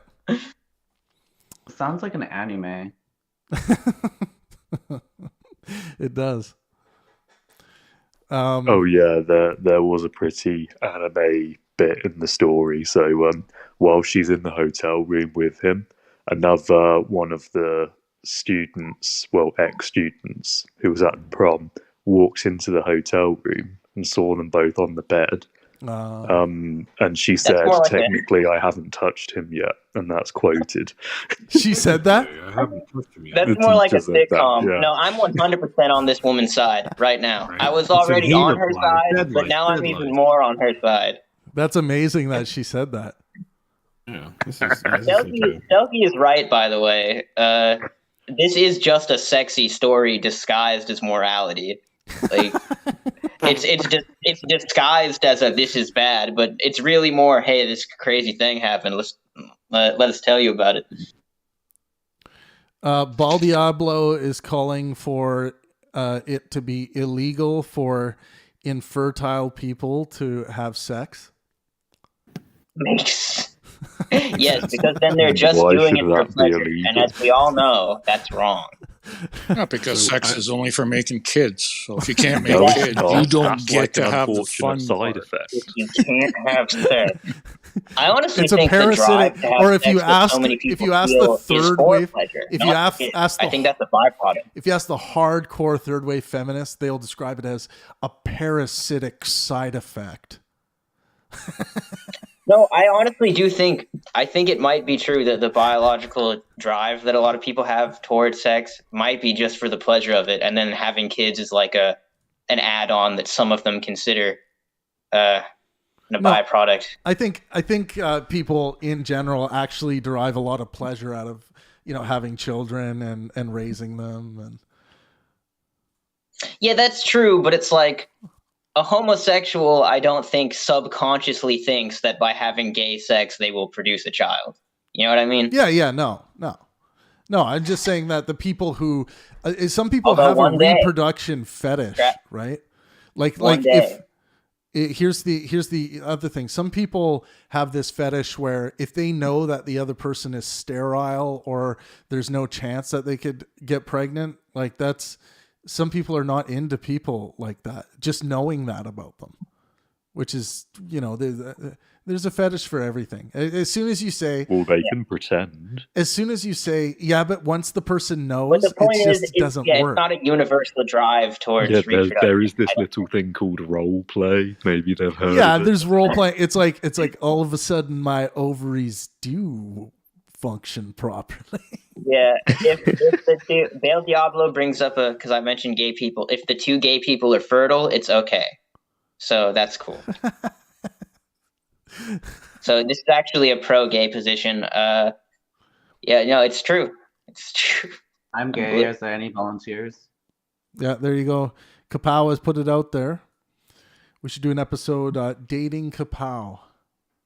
Well, I mean, since people are coming out, Travis, do you have anything you want to share with the audience? I was a runner-up in my yearbook for a second, or most likely to be on reality TV. Oh, were you really? And Dancing look, with the Stars. you made it, Tom. Isn't that what this is right now? Essentially. The big question in the room here is, Kapow, have you ever fucked a teacher? We just got the monetization back, okay? So maybe we could... We can say fuck, we can say Not teacher. many in my school. He's pleading the fifth on this one. Actually, a real pimp move by Kapow there could have been just to stare into the camera with a smile on his face. Just winks. He's a pimp. I will not confirm nor deny, but you can judge based on my smile. But the Andy, I term can tell teacher you can be have. very broad, though. Yeah, I can tell from the glasses. They say it's all. but a couple. Oh yeah, dude. Like I wore these glasses to school actually all the time, and like the teachers did not resist me. No, but I've had a few hot teachers. Oh, And everyone they here hit has on you. probably had hot teachers. We've right? all had hot teachers. Yeah. Sometimes And I've found teachers. I honestly think Look, this is just the reaction to this guy being a pimp. Is really just. I think it's just like bitterness that he was able to do what so few of us can, which is the loophole of he's 18, he's not even going to the school anymore, but he's still hooking up with his teacher. It's the perfect crime. So yeah. Well, do you know how many people? I want to know the relationship between the people that actually do that and become fucking actual like winners in life versus just losers, and that was just a highlight of like everything. That's like when they go to every time they go to a fancy dinner, that's their fancy story. That's their story. Travis, we gotta get What are you doing this now? I'm a guy taxi and driver. the woman on the show. Right, we got to get them on the show right away before other people get on them. Yeah, there's some crazy. I do want to start doing a criminology stream once a week. I don't know what day we're going to do it on, but kind of like late at night, we would just go through. Okay, but no crime has been committed. No, I know, but anytime there's even a question, because damn right, If someone posted that article that this case Mace is talking about in one of those QAnon Pizzagate groups, they're all going to call for that woman's head, even though the man was 18. Maybe you're probably right. There is no reasoning with these people. They want to kill Tom Hanks because someone started this rumor that he's a pedophile. Like, yeah, there's people calling. People are insane. But I would say it is possible for you to have some reasonable level of concern, because it's like, okay, so they did hook up. Maybe it's possible that they were like maybe she's she was been grooming him for like 10 maybe, years. Maybe, but then you have to look at, is there any real the reason? 18-year-old Is there any real evidence that they didn't have any relations before? Actually, what was that? Bal Diablo. The 18-year-old in question said that he didn't have a relationship with that teacher before the night. Right. Oh, dude. Yeah, and she also said a similar thing with "I didn't touch him yet," that golden line. but is there any evidence to the contrary? Like, because I understand that concern, but is there any reason? Like, is that concern backed up at all? Is there any reason to suspect that they were previously together? And if there isn't, then let's just celebrate that amazing things happen sometimes, and we are privileged enough to know about them. Yeah, I understand your hard ethical stance, but think about the optics. Oh, it's hard. Think about the optics of the school. Like, they're still gonna want people to enroll and transfer and participate in their programs. Okay, but this I think as a business, I wouldn't. They'll survive this. You probably get more chads enrolling. There's exactly, and you want more chads. You want more chad at your school. So for what reasons would you want the school to stand behind her? Like we don't know very much of how she was as a I'm not saying the school should support why would you her have the alternative? Why would you be standing against her? No crime has been committed. I think the school just shouldn't have commented on it, shouldn't have got involved. It's not their business. She's allowed to have a private life. I don't mean in that way. It's the school trying to reach out into the private lives of the people who either work or have attended previously their school, and that's too close. But it's kind of a public. It's an issue for them as a business too. Like, they're protecting their own interests, right? And it's a public school. They could have just not said anything. And were they the ones who brought this to light? Because the 18-year-old said that he didn't think it was an issue, and it was other people who made this an issue for him without actually asking him what he thought about it. Mm. Yeah, and all jokes aside, this is probably at least just a little bit stressful for the two of them. And it doesn't sound like the school has any legal right, at least, to be putting them through that. This just kind of sounds like it sounds like an overreaction that they'd made any kind of public dissertation on this.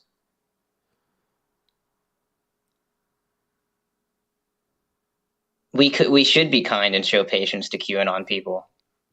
Tim West says they are also people. Zelky. They are, yeah. Tim West says, "Yo, Andy, it's me." Hey, Big Butt in the chat says, "Yo, Andy, it's me." Is that one of your ex-teachers? I don't know who that is. Is that your given name? I don't think I recognize you. I think that's hilarious. That does make me think of given name.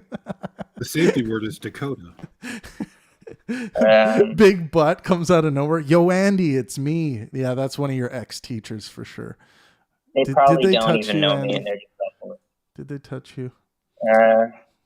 What if she drops him and starts having a relationship with a student who still attends?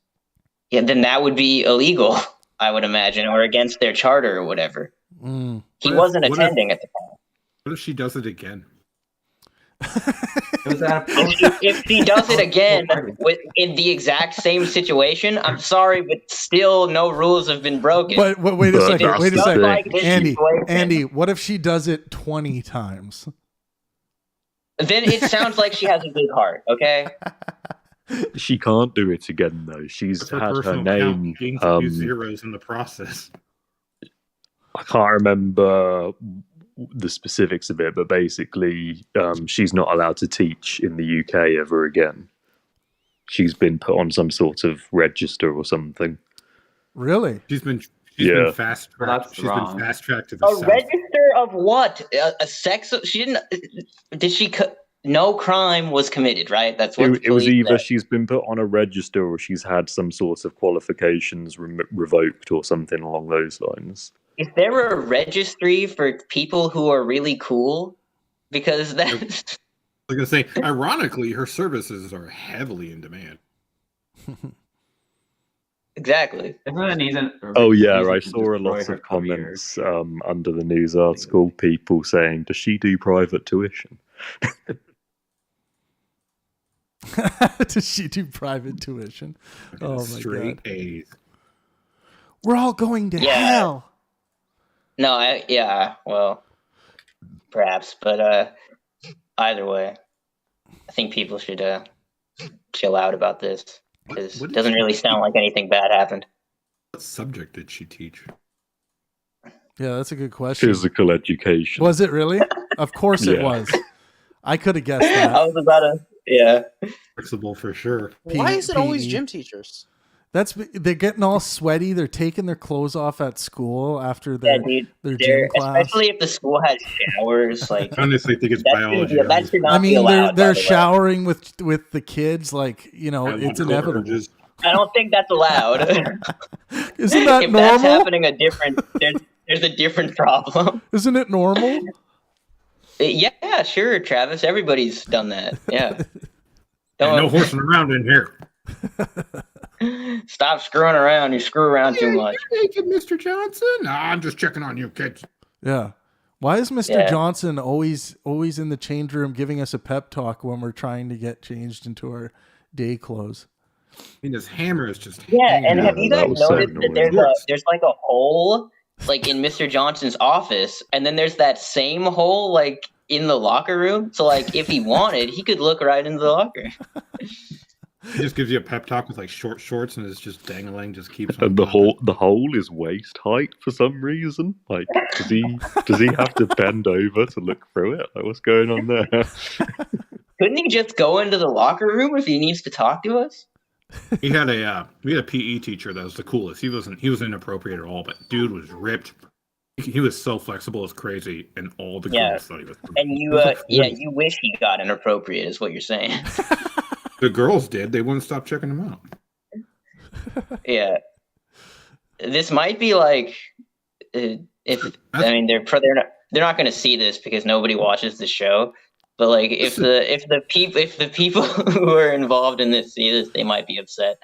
But that's the truth of it, right? If we notice the pattern of like, hey, you know, you're a hot looking guy, we're gonna accept you as a PE teacher at the school. I think there's some things that need to be said.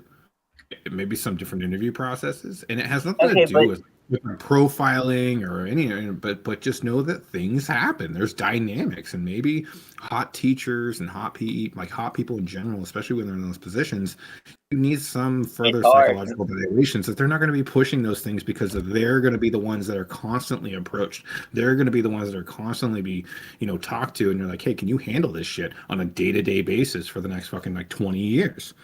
yeah, man, like sometimes being sexy just gets treated as a crime, Like it's the story of my life, man. Travis, am I right? Selkie brings up she was struck off. I'm not sure if I know what that term even means, struck off, because her conduct fell significantly short of standards of registered teacher. But those standards are based on how you interact with students. He wasn't a student, he was an ex-student. I am so ready for the discrimination lawsuit if I'm too sexy to be a teacher. That's that's already happened. Well, that's okay, maybe not teachers, but I've already heard about something like that, where a guy actually fired a woman, and he said that was the reason because she was too attractive. I think she was brought on Tosh.0, if anyone knows that show. But Selkie, are you saying that she had other problems and then maybe they just latched on to this?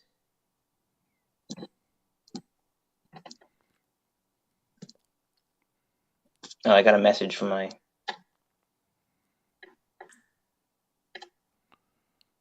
Oh, that is so not cool of you. What happened? I think my friend on who I know from school and who I'm in touch with via Snapchat is the user Big Butt. Oh man, dude, you're into some weird stuff, bro. You gotta chill with that. That's good. I like that they name themselves weird Big Butt. That's hilarious. I don't mean to shift things, but is anybody talking about Ukraine? Because I'm noticing some stuff on a larger level that's starting to affect even like my business. Let's look it up. What are you seeing, Grim?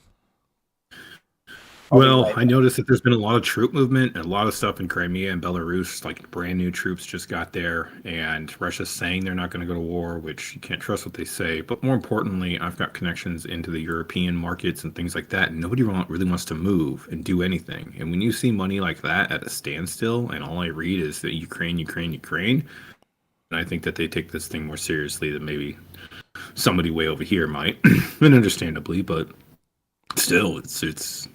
Biden's hosting a meeting this Friday with all allied leaders. I wonder what is going to be on the agenda there. I don't see what the big deal is. Putin wouldn't invade them without good reason. Like Crimea. Yeah. I have to agree with that. Like, I think this is posturing. Let me. If I could give my 2 seconds on it. Yeah. I think Putin is in a position where he kind of has to, and the reason why is because when the USSR coming out of the Cold War kind of imploded on itself, it relied on these Baltic states to survive, and it has these massive resource contracts in order to keep everybody happy. As much as Russia pisses off its so-called like. Essential neighbors and really their organization that they have, right, which is a deunification of Russia there. We made a promise, and I think it was like Bush that said, listen, we're not going to push NATO. We want Russia and the Baltic states to heal over their implosion, and they should heal. And I know Putin is as much as he's an asshole, heavy is the head that wears the crown. He's got to deal with this stuff. We promised him that we weren't going to push NATO. Every president after that has consistently started taking states away from him that support the Russian people, that they rely on these other countries, right? And they have promises. They have promises financially, economically, things like that. And as much as Russia wants to strong arm them, it's really not fair what we're doing with NATO. Now he's at a position where he's like, listen, I got to take care of my people. I've got resources guaranteed to me in the billions that if we don't do this, like every time NATO takes a country, we have to shift our plan, which takes us decades to recover from, on how we're actually going to survive. So the way I look at it is like, yeah, he's going to be a dick because we're dicks and we're telling him that he needs to, act this way or he's not part of the good old gang. And you start poking somebody like that. And as much as I don't agree with Putin and his decision making, you probably shouldn't be pissing some guy like that off who is literally threatening you with nuclear war at this point. I don't know what else to say, but when he comes up on air and he's like, keep in mind, I got fucking nukes. Right, and keep in mind that I will that you will be brought into a war with Russia. He said that verbatim, and he said, write that down and put that on paper. This is propaganda. Putin is a lovely man, and he would never do such a thing. Resources, or he has oil contracts he's going after. So, in Belarus, let's look at this. The latest satellite images provided by the U.S. space technology company Maxar shows that wide-scale Russian military activity persists close to Ukraine's borders, despite recent Russian claims of de-escalation and withdrawal. They have. I don't understand why they're freaking out about Russia this time, because they've done this in the past, and there was never this huge push of, they're going to invade. Before Crimea and after it, they've had like 250,000 troops on the border for like a week straight, and nobody said anything then. Crimea wasn't begging to go to NATO. Crimea was one of those things where it's like, okay, well, that's kind of extension. And once again, it's the Baltic state, so it's part of this Russian pact that they're trying to support each other. But the moment a country leaves and kind of reneges on this agreement, and it disrupts Russia. And I understand that their frustration, but it's just a clusterfuck, honestly. And it really needs heavy peace treaties. It needs less big stick waving and more peace treaties involved. And it feels like NATO is like this end all be all solution. Like, join us or fuck you too. And it just seems like negotiation breakdown at this point, to the point where it's scaring some larger people that I know that would normally be moving 1,000 miles per hour, and they have stopped. They have stopped moving. They do not want to make any moves. I mean, you even look at the markets today, and they're just done. You're just like, that means serious business. That means people high up that know shit more than we do here on Discord or not moving, and that means they're antsy, and for good reason. That starts to scare me a little bit, and I go, well, you know what are we going to do when that does happen? What are we going to do when they are threatening these things? What does Canada do when Russia starts? Essentially, how Russia attacks the United States, right, is right over the north. Canada's first, by the way. They come in right over the North Pole. Canada has quite a plan for dealing with that. You gotta let your friends in, eh? You guys can have it shit up there. It's cold as I fuck. think Russia would be very surprised if it tried to invade Canada directly over the polar ice caps. Yeah, it would be. It's ill-advised. It's very ill-advised, not just from a terrain standpoint, but from our entire military is basically trained for that exact exercise. Yeah. I mean, as far as missile launching and things like that come right over that. So if they said, "Hey, we want to go bomb DC," the missile gets launched across the North Pole, right over Canada's defensive systems. And so that's where the concern is, that there's Canadian defensive systems that's going to stop us from Russian attacks in a lot of ways, because of the way that the missile comes is usually through the North Pole. And ironically, I don't think they attack by foot, because Russia would come with like troops that are fully done up, but the Canucks would just be in their shorts out there ice fishing. So as of yesterday, newly arrived 20 anti-tank attack helicopters, and this is newly arrived as of yesterday. So these claims that of de-escalation and backing off don't seem to be actually happening. Which is indicative of 2014 Croatia. He's doing just fine. Yeah, he just annexed it. Oh, yeah. He's not going to tell you when he's going in. Yeah, exactly. I'll be in there on Tuesday at 5 p.m. Everybody, just want to let you know. Yeah. The concern is, Well, for me, I hope they work out this conflict diplomatically and it doesn't result in people dying. This is the biggest gem to the Russian. That's not what you told me a while ago, Travis. When it was just you and me, you said, "Yes, I hope chaos breeds between the nations." And then you started to do this with your fingers, and then you were like, "Ah, ha, ha." Let the anger flow. The cackling began. Yes. And then you said something about how, from the very beginning, you've incited the evil in the hearts of mankind or something. I didn't know what you were talking about then, but I mean, this is what nationalism gets you at the end of the day, is you're just lonely in the fucking cold northern, and all your friends are leaving you over the course of a decade because you're being a dick. Dude, I don't understand why can't we just, this is going to make me sound like a real hippie, but it's make love, not war. Recognize that we all have common wants and needs as humanity. We all have a common interest. How do you make love when you want to take over new territory? Do you just go fuck Stop them? wanting to take over new territory. That's not cool of you, dude. You don't need. Well, that's not my love. territory. That's my territory. That territory belongs to me. He doesn't want that territory. He wants the resources. He doesn't give a fuck about the territory. He wants this. He wants this pact. Well, the resources come with the territory. Sure. Yeah, you can get resources. Kind of. I mean, you don't have to, right? You could say, "Hey, Ukraine, I'll leave my troops out tomorrow. You can keep doing what you're doing. Just don't renegotiate when we're trying to support the Russian people." In a way, I feel like we could also approach the table and be like, "Look, Russia, what's going on?" Like, "Oh, we got oil, we got fucking lithium, we got fucking iron, we got cobalt, we got shit we got to get in there, and we've been promised this stuff and all this." And I feel like we can go to the table and be like, "How can the world support this conflict? You know, can we get you what you need to get you back on your feet, and we can get Ukraine out of here?" Because they obviously don't want this partnership. So it's going to be a consistent problem. And I don't know what's going on there, but I think we need to help and not be like, "No, they're part of NATO. Go fuck yourself, Russia." That's fighting words, man. I wouldn't do that. Come on.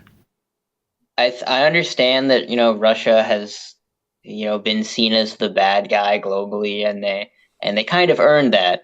But I think we should try and befriend them as best we could. We should try and make peace. I don't think they trust us. I think we got one president goes over there and says we're going to do another thing. Only fucking 4 to 8 years later, fucking gets changed. Well, maybe we should do like a corporate retreat or something between the world leaders where we can do trust falls, have trust exercises, something like that. Something to break the walls down. Next thing you know, they're making a pillow fort or whatever together. Yeah. I mean, I'd give them a voice. I'd be like, "Yo, like let's make a pact in a way that it's got to go through the House and the Senate in order for actually us to change anything, and not just some random president coming to visit your land and fucking blowing smoke up your ass. Like put it in writing, because the shit that we have been telling him honestly wasn't in writing, and so we decided to just keep on doing what we're doing. That just breeds distrust. I mean, clearly. As long as I'm president, so and so, and it's like, okay, but that just means 8 years, dude. That just means that I can expect the complete opposite in 8 years because the person running against you fucking hates you, or wants to do things differently this time because that's how he wins the vote. When it comes to like handling somebody like Putin, show him a new face every 8 years. How about that?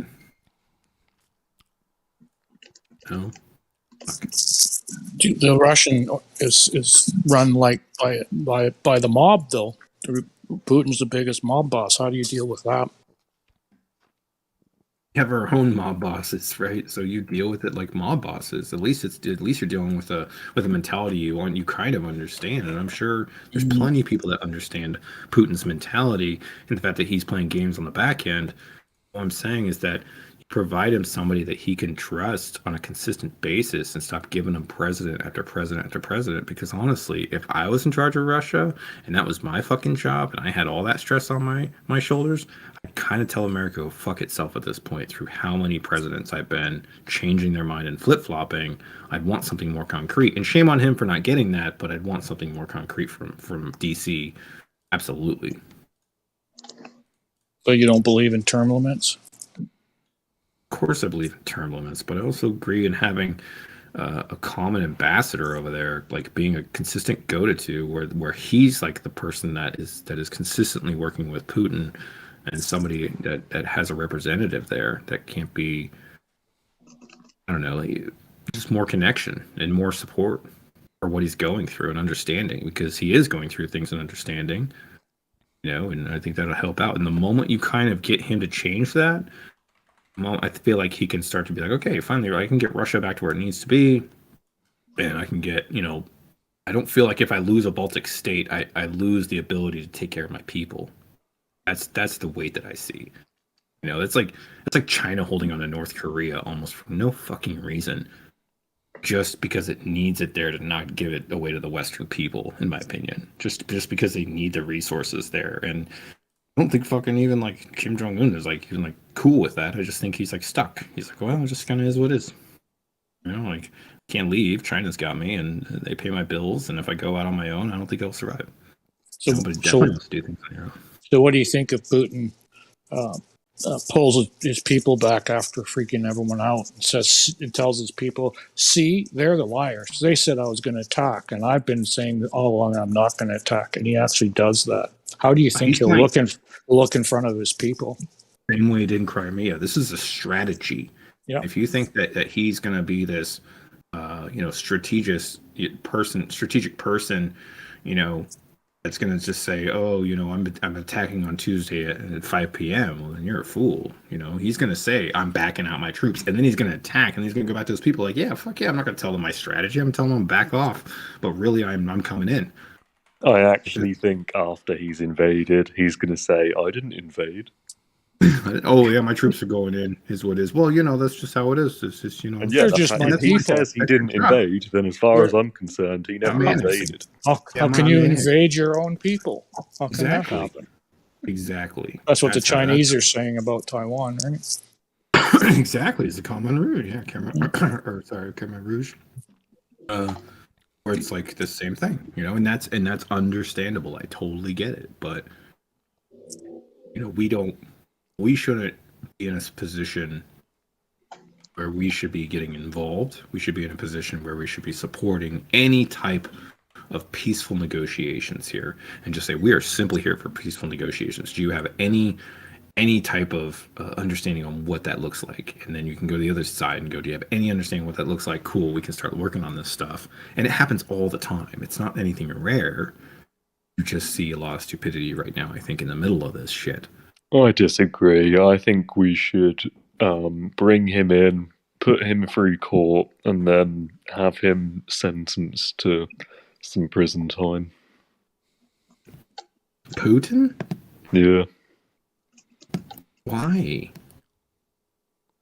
Because he broke the law. What law? Well, I mean, you shouldn't be allowed to just bully other countries. You're gonna grab your queen if he has an agreement with the UN, isn't he breaking some kind of agreement? We should grab the Queen of England next, too, right? How dare you? Yeah, some old lady. Okay. No, look, if the Queen of England oversteps her boundaries, then yes, she should have some kind of consequence for that. Yeah, she got Princess Diana murdered. And she's the leader of grannies on bikes. There you go. She's got Prince Charles getting his dangling whacked. I mean, first of all, the continued existence of the monarchy kind of bothers me, but I guess as long as they're not doing anything too crazy. It is cool that this Prince Andrew, I think it was, guys, seems to be facing some consequences for the things that he obviously did. Considering how the royal family... No, he couldn't possibly have done those things. You see, he doesn't sweat.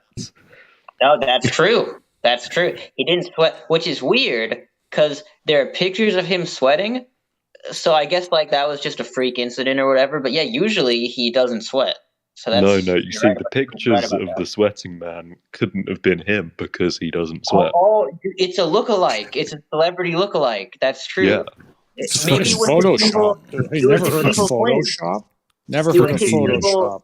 It was his evil underage girl abusing evil twin. What's Boris trying to say? Photoshop. Or photococked, as Randy would say. It's a 7-year-old man-child. If we're just chilling, shouldn't we be in the tavern? Well, I want to keep the stream going for a while. I want to see what happens when we start getting closer into the evening. So I think we'll do kind of our regular tavern hangout live on the air tonight. You hear that, viewers? What he means is he's keeping the stream open longer because he wants donations. That way we could get more people. Why aren't any of you donating? No, it's okay. I legitimately want to see what it's like if we were to start this show at 6 as opposed to 4. If we Well, I want to see. I want to see specifically for people who typically engage in chat. If we get more people, and we can actually the chat rate. We have a chat rate of 4 today, which is a lot better than it has been, which is good. So also, if we just do our basic tavern tomfoolery, and people get to watch that, then that means more people could be excited about the Discord and want to join. Yeah, and that's what we kind of used to do that before we were demonetized, but we just always have to make sure we're 6 people watching now. What the hell happened? Yeah, I mean, I think when the show kind of trailed off and started ending, it's like one thing you'll notice with the analytics is like once like it's kind of like a waterfall. Once some start leaving, it's just like. But why? How do people know everyone else is leaving? Well, when things because same with they see it. You can see the amount of people viewing, right? Oh, so as soon as they see the views dropping, they're like, "Oh, I guess I have to." Well, no, leave I don't think it has to do with the views. I think it has to do with once they see the normal conversations kind of winding down, then some people start leaving, and then more people start leaving. The chat's not moving as much. Like all of that is considered. If anyone new is tuning in, make sure you drop a like. Let us know you're alive. Drop a like. If you feel like throwing a couple bucks our way to help support the weekly show, much appreciated. I am now Andy, having a quiet one. Someone asked you a question. They said, "Why do you think it's wrong if the Queen oversteps her boundaries, but it's okay if a PE teacher does it?" Yeah, that's my new nemesis, Selkie, who's. I'm starting to love Selkie. I'm starting to love in combat with. I'm starting to love Selkie more and more. Just how they keep challenging Andy. I love it. Like Selkie, always make sure you're here to challenge Andy. Selkie sounds like an absolute legend. What's your credit card number? I'll take the challenge right now. The answer is the law of the land. Morals and values and these opinions of what people ought to fucking do are subjective. And you want to force that on another human being on this planet when they got a country to run and people to support? Don't be a dick. How are you being a dick, though? Because you're basically taking your subjective. What's wrong with that if nothing is wrong? Because the way your land is operating, and you're applying that to somebody in a whole other country with completely different laws, including the Queen, who legally has the binding contract saying that you cannot take her to court. She cannot be prosecuted by any court in the law or in the land that they have personally. Could you take her to some fucking like I love Andy's response. That's dumb. See you like Nuremberg trials. Peace out, man. Thank you. Be well, man. You could be like Nuremberg trials and take her that way, but I don't know, man. That's like cracking open a hard nut trying to even get in that palace in the first place. No, you shouldn't just be allowed to be a bitch. I don't care how old or royal you are. You shouldn't be allowed to be a bitch to the people. It's funny, she owns 10% of land in the world, so she's a landlord too. You don't piss off the landlord. You should be able to. How far do you think that's an interesting question? How far do you think the Queen could go with that power? Like, I hope she doesn't go far at all. How far would people allow her to go with that power? No. The answer, the question is, how far do you think she's gone with this power before? Do you think she's like toppled like a government and nobody even knew, and she just did that shit over like crumpets? Probably not, because I think other people who like have vested interest in this would stop and say, we can't let the Queen do this to us. No. It'd be so quietly done you would never know. It would be like a company that completely shorts another company or takes down a global interest, and then it looks like it's a natural. I don't know. Just sometimes business doesn't kind of work out. But no, it was the Queen's maneuver that she knew would play out over the course of 20 years of fucking up her nemesis. She actually already did it. Putin's not even real. He's just a robot. I think so. She invented Putin. You can call me a woo-woo weirdo if you can get that out. It's a mouthful. What if you found out after she died that she's been running a majority of the world and nobody even fucking knew of it? Well, all the more better reason for her to be dead? I don't know. No, I don't feel that way. I just don't think people should act crazy if they have power. How dare you? I don't want the Queen to die, but I mean, let's be real. How much time does she even have left? I mean, we really need to get Nivik in here to talk monarchy. Well, Travis, no. Feudal Travis, serfdom. The thing about the monarchy was that people have facts and logic connected. It was really just a reaction to something on the right. Probably going to watch this and never come back. I think, Travis, I think we have like a recurring, I agree, Bail Diablo, not on a personal level, but on the existence of the rank, yes.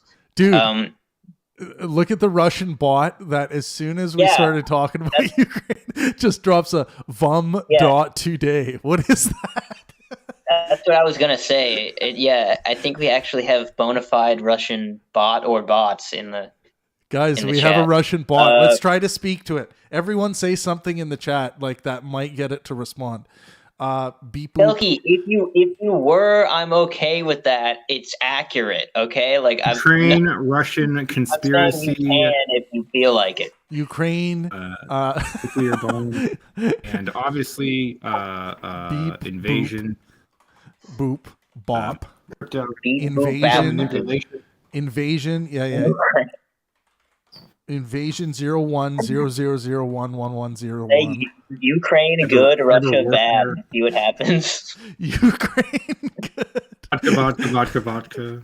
Would it even understand that? How advanced of a bot is this? Exactly. Good. Yes, Russia, how about this so we don't get assassinated? Russia, not so good. Ukraine good, Russia not so good. What is this? What is this? Idiocracy on YouTube? Also, Bail Diablo says that the queen is a reptile, and I just want to point out, even if she is, which she might be, Andy does believe. That doesn't tell you anything about her character. Just because somebody is a different species than you and is capable of making themselves look like the same species doesn't mean there's anything wrong with that. Andy, stop sticking up for the evil reptilians. But they're inherently cold-blooded, though. Yeah, exactly. Mace. Andy doesn't know what the fuck he's talking about. Cold-blooded to describe something evil is an outdated term that I'm sure once when we make peace with the reptilians will be seen as racist. She's literally cold-blooded. It's not an outdated term. When you're a lizard, you're cold-blooded. Okay, but when you start making a moral judgment based on that, look, I'm just saying, you can tell just by the way I said it, right? Just the way I said it, I did a moral judgment. If they're already Andy, read Big Butt. Andy, Big Butt's trying to talk to you. Read their comment. Mace, I got a question for you. Do you have do the British people are they gearing up for Queen Elizabeth's death, and what do you guys plan on doing? We're actually planning to celebrate. I think it's Platinum Jubilee this year. I don't even know what that's a reference to. Yeah, we don't know. Sometimes when Mace speaks, I have zero clue what he's talking about. Zero. Oh, I was talking about my friend, but yeah, also Mace. I don't know. I just want to, final, and just an important point. I do feel this way. If there are any non-human people that we ever make contact with, or might even be living on the earth right now, there's nothing wrong with that, all right? Just because we're humans doesn't make us better than any other kinds of people. We just know it's factual now. Hold on. Mace. I got a great hypothetical for you. If you and only you were handed information that you know is credible that destroyed the Queen's reputation, do you destroy it, or do you allow it to have the free press to have at it? And you'll know that you're the only one that you'll keep her secrets to the grave kind of thing, so it won't get out. Most likely won't get out. Well, then you're set for life, aren't you? Depends what it is. I don't know. That's something's worth money, right? So, talking some pretty bad shit, man. The whole childhood. It's worth money. You're set for life. He wants the Bentley. Oh man, there's some liabilities in that Duchess of York, if you know. Yeah.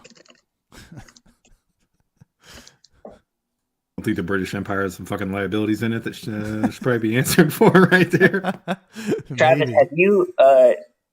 Bale just mentioned Alex Jones in the chat. Have you been able to make any moves towards contacting Alex Jones? Oh, I haven't yet, but I would love to get Alex Jones on my podcast. I would love to. If he comes on, could I also talk to him? Because I would love meeting Alex Jones. Yeah, well, if he comes on, we'll do a Q&A. in the Discord after, right. like we do with all the guests. So yeah, and Selkie, I know you're worried. I know you're worried about me, Selkie. I'm not really a fan of Alex Jones. I don't listen to his stuff. I just like everybody else. Think he's an interesting. Oh my God, person, you guys, okay? wait! We have a response. It's from a different Russian bot. It's a different What is guy. this? What is A different VUM? bot. What is VUM.today? Should I try going there? I'm gonna try going there. No. It probably leads you to fucking child porn. Like, don't put that in there. VUM definition. A I southern don't think equivalent. VUM. Can someone please decode what this bot is saying? If you get Alex Jones, he'll just call me a gay frog. Try on Google No. Translate. Well, now you Travis, see, we got all kinds of things happening with this country, and we got to make sure we get people in line because I don't even know where to look these days before getting in trouble. I can't even say anything. I don't know who this Selkie Seal person is, but they are part of the Democratic elites. What's And turning the Travis, so are you. frogs gay? What's They're turning the listening frogs gay? Better listen for 4 hours to listen to 5 minutes of what might actually be right in this, but I need to rant. I like Alex Jones as a person, not what he says. He's a funny guy. I don't think I agree with much, although he is right about some stuff sometimes, which is a little bit concerning.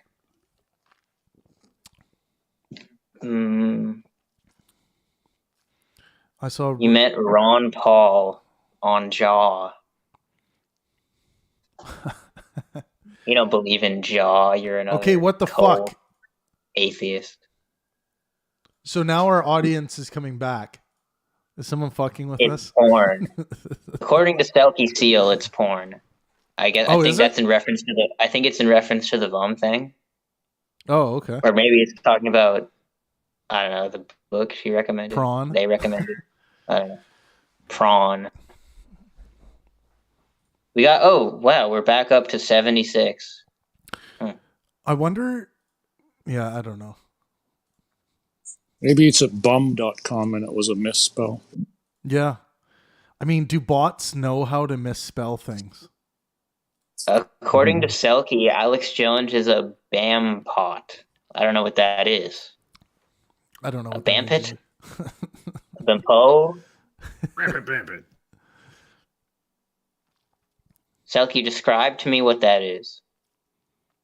I would pay $100 to see Alex Jones' daily schedule, just what he does every day. He probably works out a lot. And just gets really angry while he's doing it. Like, Pretty sure the stress levels keep him right. He's just like, That's a 6-pack every night. Globalist! He just gets pissed off at the gym, and everybody's just staring at him. Is that Alex Jones? I mean, I think he just does bumps off his fucking table as he's just ranting. You just don't see it. Yeah, I wonder if he does use cocaine. He probably does, honestly. Is it somebody that's a little bit off tilt? Well, I mean, hey, why wouldn't you, man? There's no downside to coke as long as you can afford it. Oh God, Andy! Don't you dare! It's not true. Don't you It's not dare true. get me demonetized. Oh, BAM pot. Oh, it's an informal Scottish expression. I forgot Selkie was Scottish. A foolish, unpleasant, or obnoxious person. Oh my God, I have to read this in Mace's voice. I hear that PE teacher was a lizard woman with a long forked tongue. Nice, dude. What that tongue do? You know? I knew you were gonna say that. Tongue laid eggs in your anus. I knew Hey, dude. Andy was gonna say that. Dude, I'm. You know. You predictable fuck. Look, Travis. Are you saying that if a young, attractive lizard woman approached you, you would say no? You'd be curious what that's like. I'd see how things went. Like we'd go for dinner first. Yeah, dude. Subway. Really? Subway. How different does? Well, they probably already eat Subway because Subway is made out of.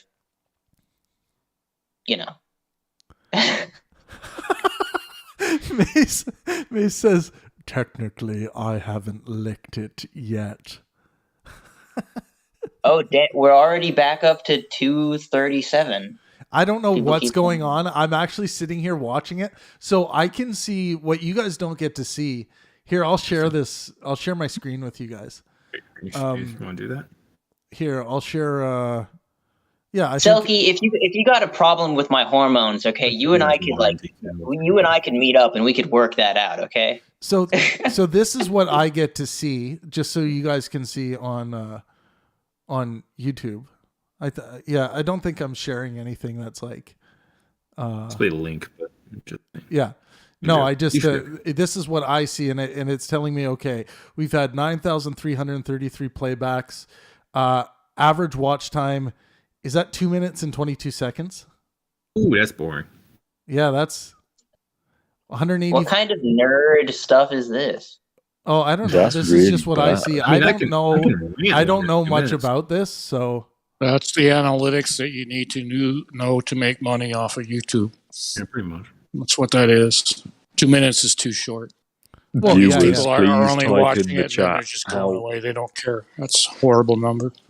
Can the viewers that we have please type in the chat what we need to do to keep you watching longer than 2 minutes? Yes, please do. But Mace, I've done this. If I knew what it took to please you, I would do it. Okay? I will do anything. I will do anything.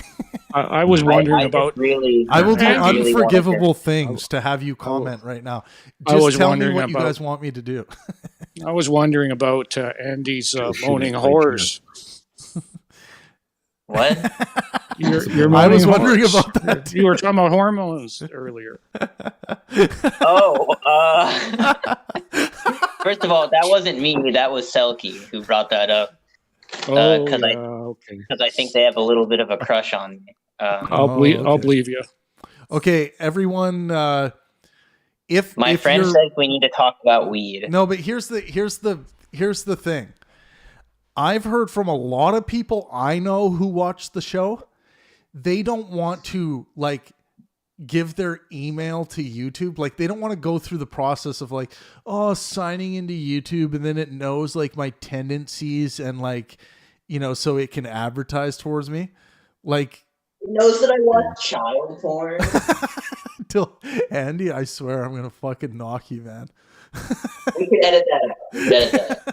We're live, you motherfucker. In post.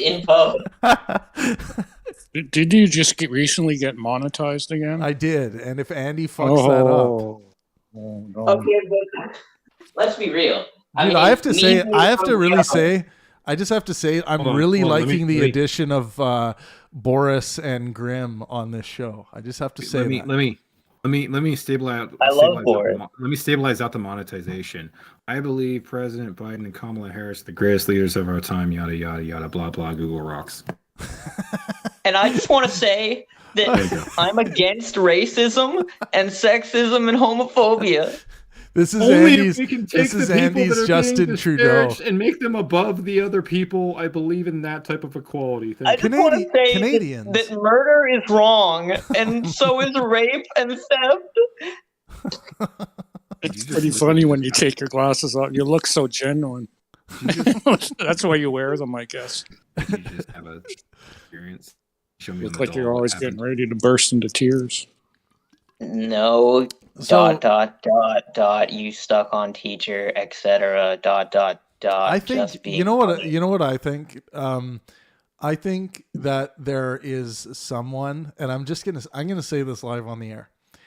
I think there is someone that tries to fuck up the analytics on our YouTube live streams. And there are ways you can do that, but if you flood a live stream with a bunch of bots, it actually fucks up a channel's ability to really grow, because YouTube is going to, understand this. Because I don't believe for a second right now, and I'm just going to say this, I don't believe for a second right now that there's 200 and now it went down to 205 people watching this stream right now. So there's a lot of people in YouTube that actually pay services to flood their stream.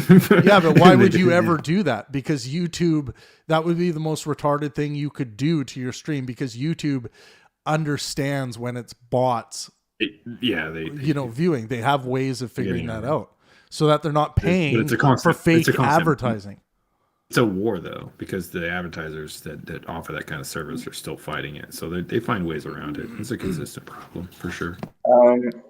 So wait, do you think... Never mind, dude. My brain just was like... Like I thought I had something, and then it was just like... Space AIDS? Yes. Look, some of Space them... AIDS look, absolutely exists. Here's what I'll say. Some of them are they're just people that are listening and they don't want to log on to YouTube. They don't want to like make the extra effort to be able to leave a like and leave a comment. I understand that, but it's not this many of them. Like, it's not. So I have a question. Yeah, go ahead. Are you gay?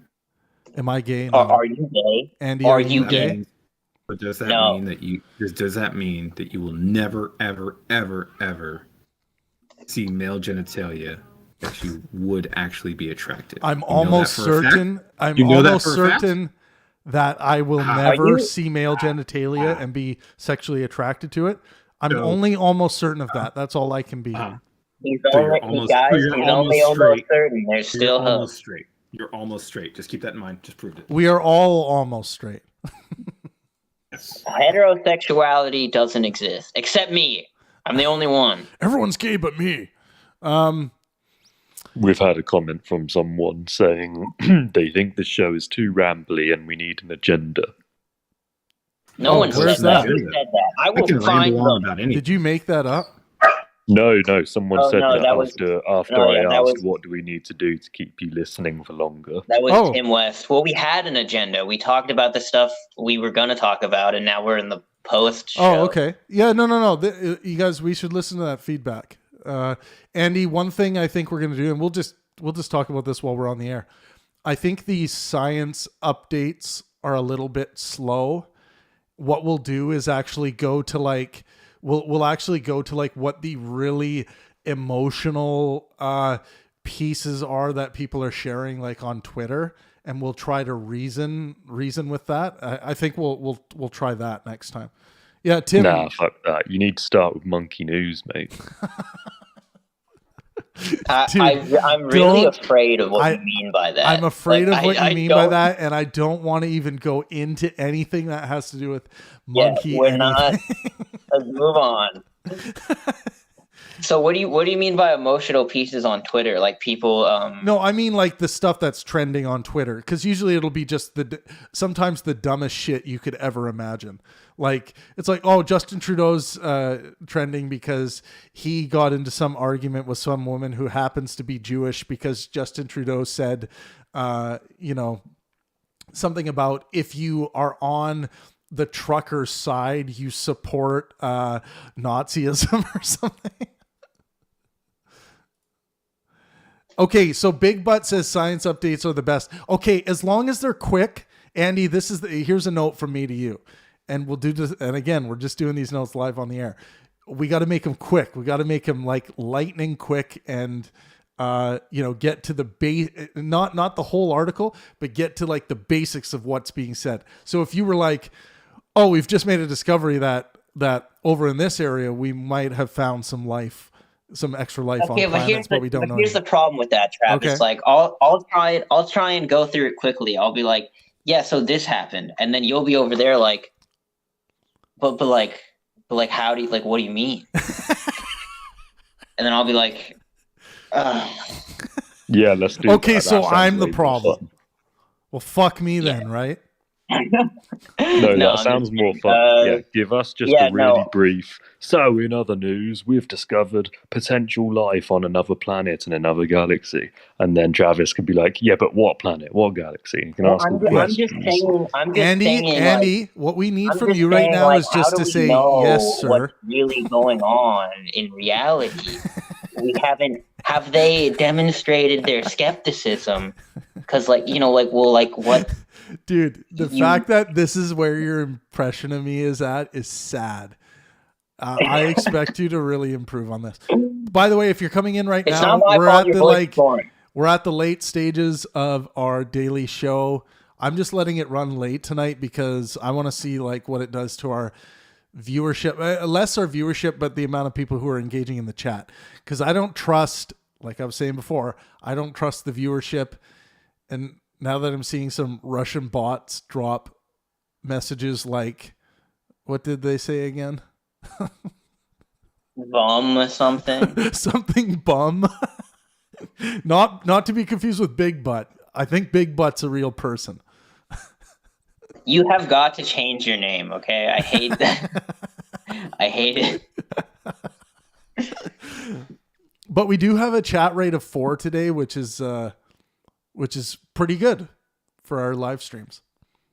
So there's like 100-something bots watching, basically. Hey, just because my name is Russian, it doesn't mean they are my bots. But it does. But it does mean that you're it does mean that you're a communist. Maybe they are Boris's. Yeah, well, bots. I am in Canada, so sorry about that. Well, I am a total socialist. But are you a Canadian too, Andy? Against the law, not Andy to be is in not Canada. a Canadian. He No, I'm wasn't not chosen. Canadian. He wasn't chosen. Yeah. Sorry Thank about that. God. I don't want to be in Canada. Okay. I live in the land of. You really want to? You really country. want to compare countries right now? Yeah. Go ahead. Let's do it. Levels of gun violence. And we have guns too. No, People it's don't so realize mean. it. It's so unfair of you to mention that, Travis. Like, we're just here. Yeah, We are over having the jugular. a polite conversation. Okay, well, here's the thing about that is that in Canada, you guys have the privilege of just being able to just ban guns because you don't care about the people's rights We to don't self-defense. ban guns. But here in America, we have a thing called an amendment. Specifically, the Second Amendment. I hope I remember that. My amount of basic knowledge about the country that I live in is really bad. Yeah, no, this Canadian will help you out. Yeah, Boris is going to assist you. Yeah, it's the Second Amendment. You got that. Go for it. I'm just kidding, by the way. Steven Crowder, please don't make a video about me. But but yeah, there's a. Please do, yeah, Steven, make we a have, video about we have genuine. I think Mace is the one who should be worried about Crowder. But I think we have genuine recognition of the rights of the people to bear arms. And unfortunately, there are some holes in the system. Like, I guess maybe it's too easy for people to get guns who, with background checks, otherwise shouldn't be getting guns. Do you know that gun owners in Canada get their name run through a computer every morning? I don't know about if it should be that stringent, but I mean, I wonder, Boris, do they have something similar in the States? But you're saying the answer to regulation is not deregulation, but smarter technological regulation? Yeah, it's yeah, and being so less cavalier about guns, maybe. Like here are the people that have their guns take their rights seriously. Well, I mean, in the US, Dale I'll just throw my guns anywhere. Dale Diablo brings up a good point. How are truckers going to fight the Civil War for liberty without guns, Trav? How about my point? I was with guns. That's your solution for everything. Throw okay? feces. We need monkey business. Monkey business requires monkey poo flinging. I think everybody should be able to print guns, and that's not a problem. Print guns. I mean, one day. Oh, one day that'll happen, I guess. Yeah, go ahead and print them and see how good they are. Those are going to be the biggest pieces of shit on the planet. Do you think made in Taiwan is bad? No. Wait for you can this. You can make them out of some really good strong metals right now, or even strong plastics, and you can order them for much cheaper. So the real way strong plastics. But it's about it's the eclectic nature. Like if you buy a register, right, and then you have that. The register is the piece that actually Are you talking about the receiver? I think I are you an American? Are you an American? So if I'm American. So if you and you don't know your guns, what's wrong with you? I know a lot about guns. A But, Canadian has to teach you about guns. yeah, my apologies. I think that if we grow culture around that and grow culture around printing these things, we don't need to be printing fucking like bazookas and fucking nukes and shit. But I think that people, if they can print a gun at home, Can you imagine? yeah, but if you can buy, I think you should be able to Control buy guns P, and print guns. print That's not a nuke. problem. My It's not boyfriend anything. broke up with me. I'm printing a nuke right now. Well, Please. who here believes stop. that? Yeah, who here believes that an armed society is a safe society? Yeah. Is an unarmed society safe? What about the armed society that wants to kill the unarmed society? What about the one-armed society? Andy really is John Lennon.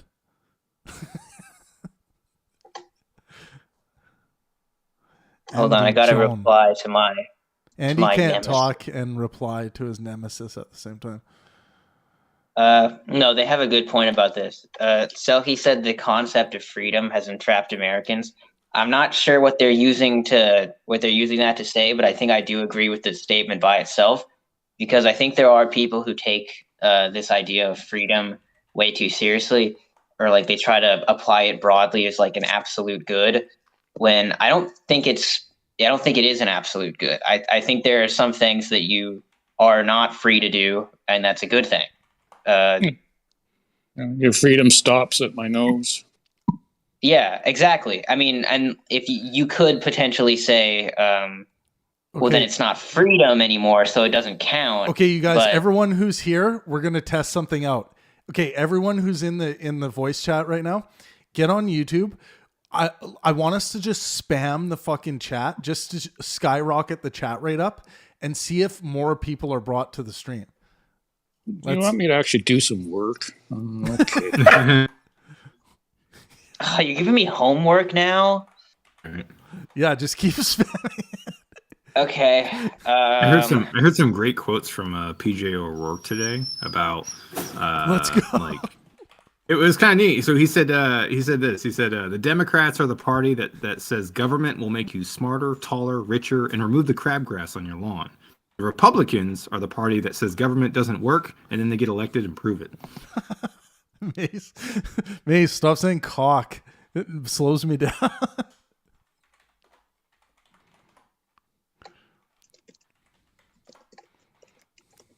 don't know if I could talk while I do this.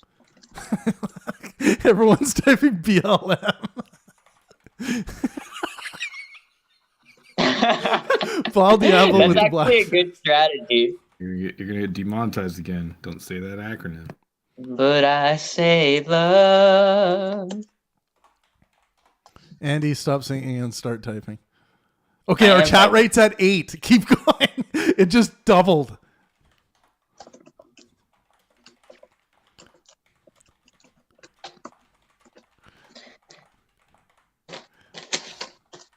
Now let's change it up a bit. We're at chat rate 12. Keep going.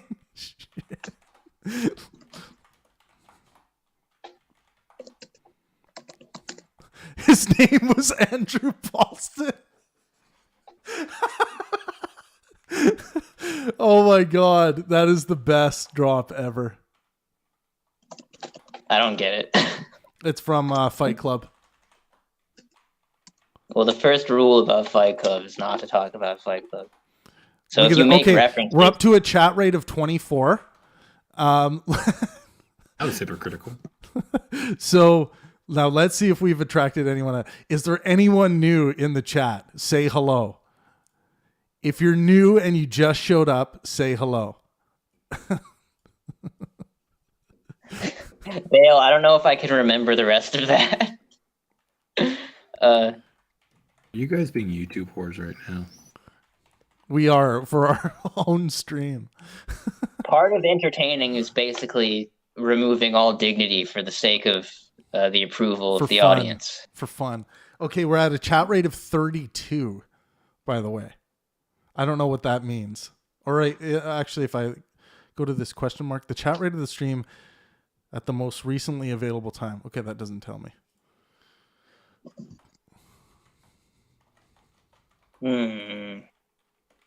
Vaccines cause autism. Don't. No, don't. You can't put that. Don't put that. We're trying to maintain monetization. Trying to get fucking Alex Jones and shit on here. I'm not saying I disagree, but we're all worried about I want to make no losing money. our- Just have me on as a guest from time to time. We're all worried about losing our monetization, and we're talking about Alex Jones really needs to get on this. I was channel. spamming too much. It prevented me from sending another thing. I was just doing gibberish. No, Baal, stop, Baal. What did Baal say? I'm not showing those. 40. Our chat rate just went up to 46. Message me what he said.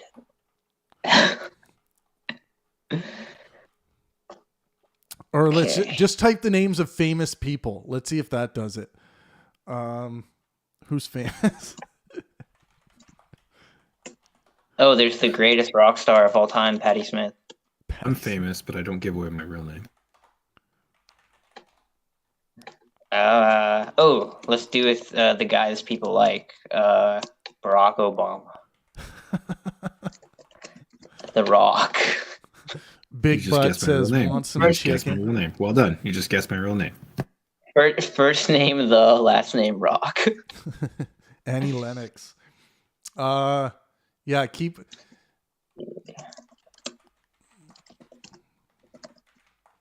Is that how you spell his name? Leonardo DiCaprio? Did I get it right? Anyone know Biden's middle name? Pussy. Robinette. Biden. ISIS is a great organization to support. Oh my god.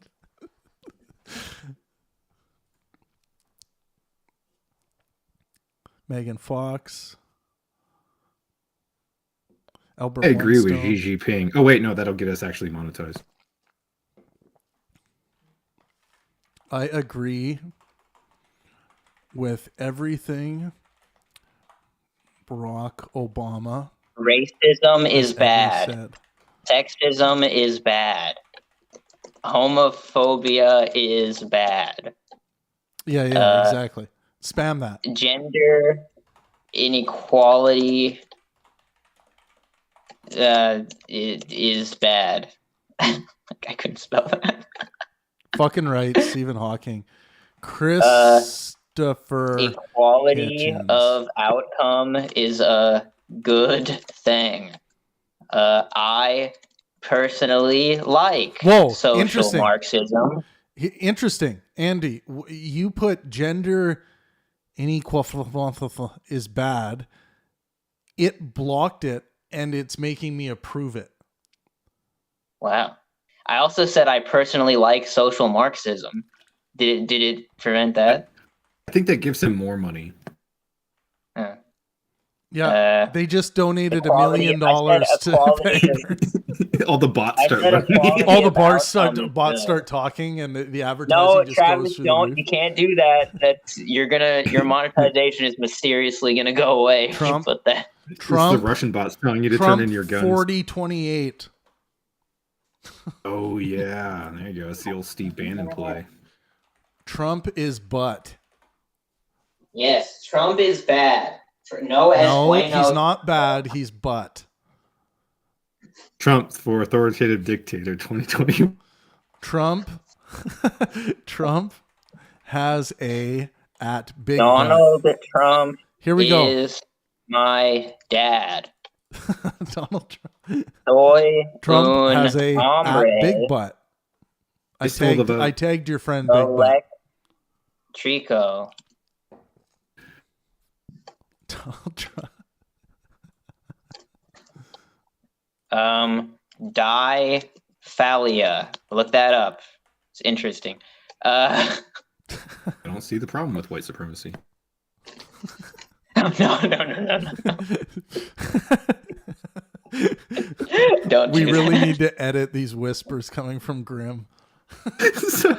It's like, but I'm saying positive things. Yeah, we might want to actually do some post things. editing of this one. What he's really doing is just teeing it up for us to be virtue warriors.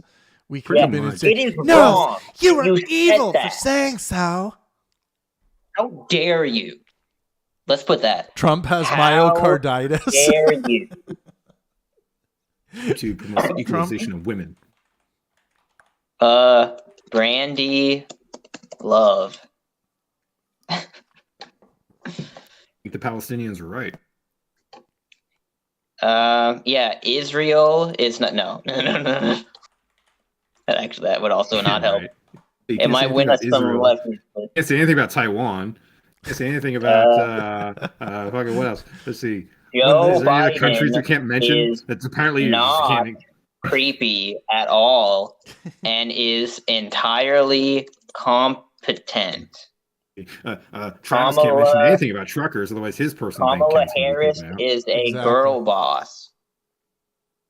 Yes, queen. Kamala Harris for president, never. Travis. Women Yo. are better than men. They just That- arrested all the leaders of the trucker Exact. protest an hour ago. Oh, they did? Yeah, hang on, guys. I want to hear this from Truckers Lexicon. are Do you have the News, details? breaking news. Yeah, Mm-hmm. they arrested Conor McGregor. Not Conor McGregor. What's his Conor name? McGregor. Glenn McGregor. Sorry, Okay. there's so many McGregors, dude. So Glenn relation? McGregor. A relation? I have no idea if there's any relation. Okay. Let's listen here. But so they arrested Glenn McGregor as he was like passing one of the blockades. Okay. So I don't know if he's actually involved in the section of the protest that's doing blockades, but when he was like in the vicinity of the blockades, that's when they arrested him. They arrested Tanya earlier today at the War Memorial, and now they've just arrested Chris something, Chris Bayer or something. What's his name? Where's the Google thing? Chris Barber. So they just arrested Chris Barber on Albert Street. I don't know if that's one of the areas that's blocked off. Okay, so yeah, it looks like 7 minutes ago, Washington Post, Ottawa arrests 2 Freedom Convoy protest organizers as police chief vows to take back the city. Yeah, interesting.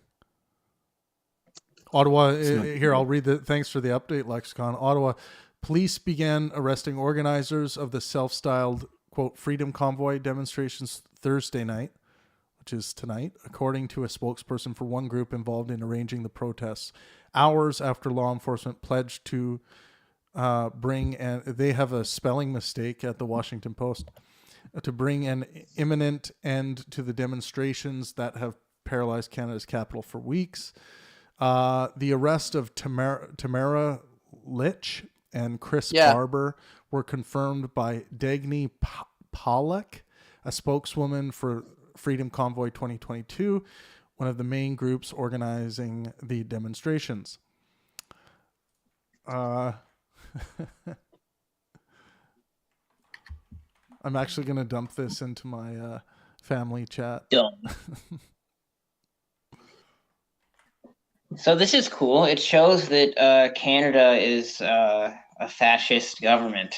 No, it isn't. Not necessarily, Jesus because Christ. they arrested all of the protesters while they were in the like, we need to get rid of these blockade sections. They waited for them to leave the quote unquote not the law abiding portions of the protest to go speak with other people.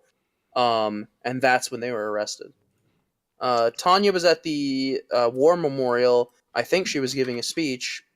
So no idea how they got her for anything, but whatever. Yeah, it'll be interesting to see. I mean, look, everyone has legal recourse. If they get wrongfully arrested and they can demonstrate this, then they're gonna have a nice. But how is she going to? No, she doesn't have legal recourse. She can't afford legal recourse. They froze all of her assets. And anyone who funds her is now a terrorist. No, you still have legal recourse after the emergency's over. With what, a public defender? You're not allowed to... With what? She's not allowed to have access to money. How do you pay legal representation if you can't have money? That doesn't mean she's not allowed to have access to money if her bank accounts have been frozen for the time being. You need to understand that there's going to be she processes. Needs to, like, sell her house. There's going to be processes that allow her to, acquire legal counsel through as long as they can. The reason why funds are frozen is not because anyone's stealing that money. The funds are frozen so that the government can determine that those funds are not being distributed to people who are breaking the law, right?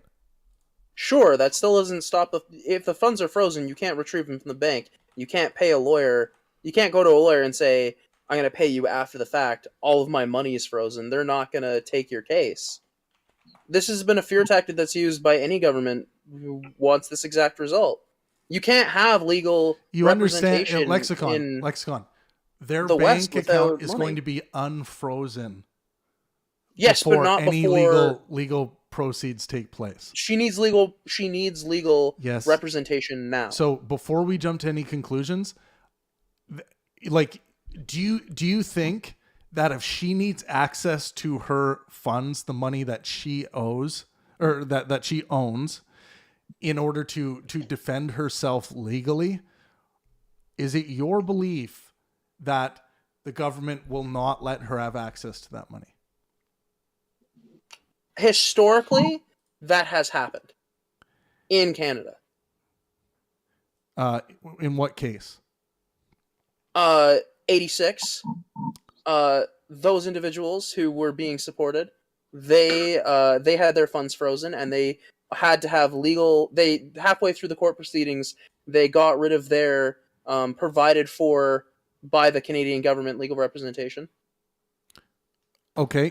Can you? So when you say 86, are you talking about what?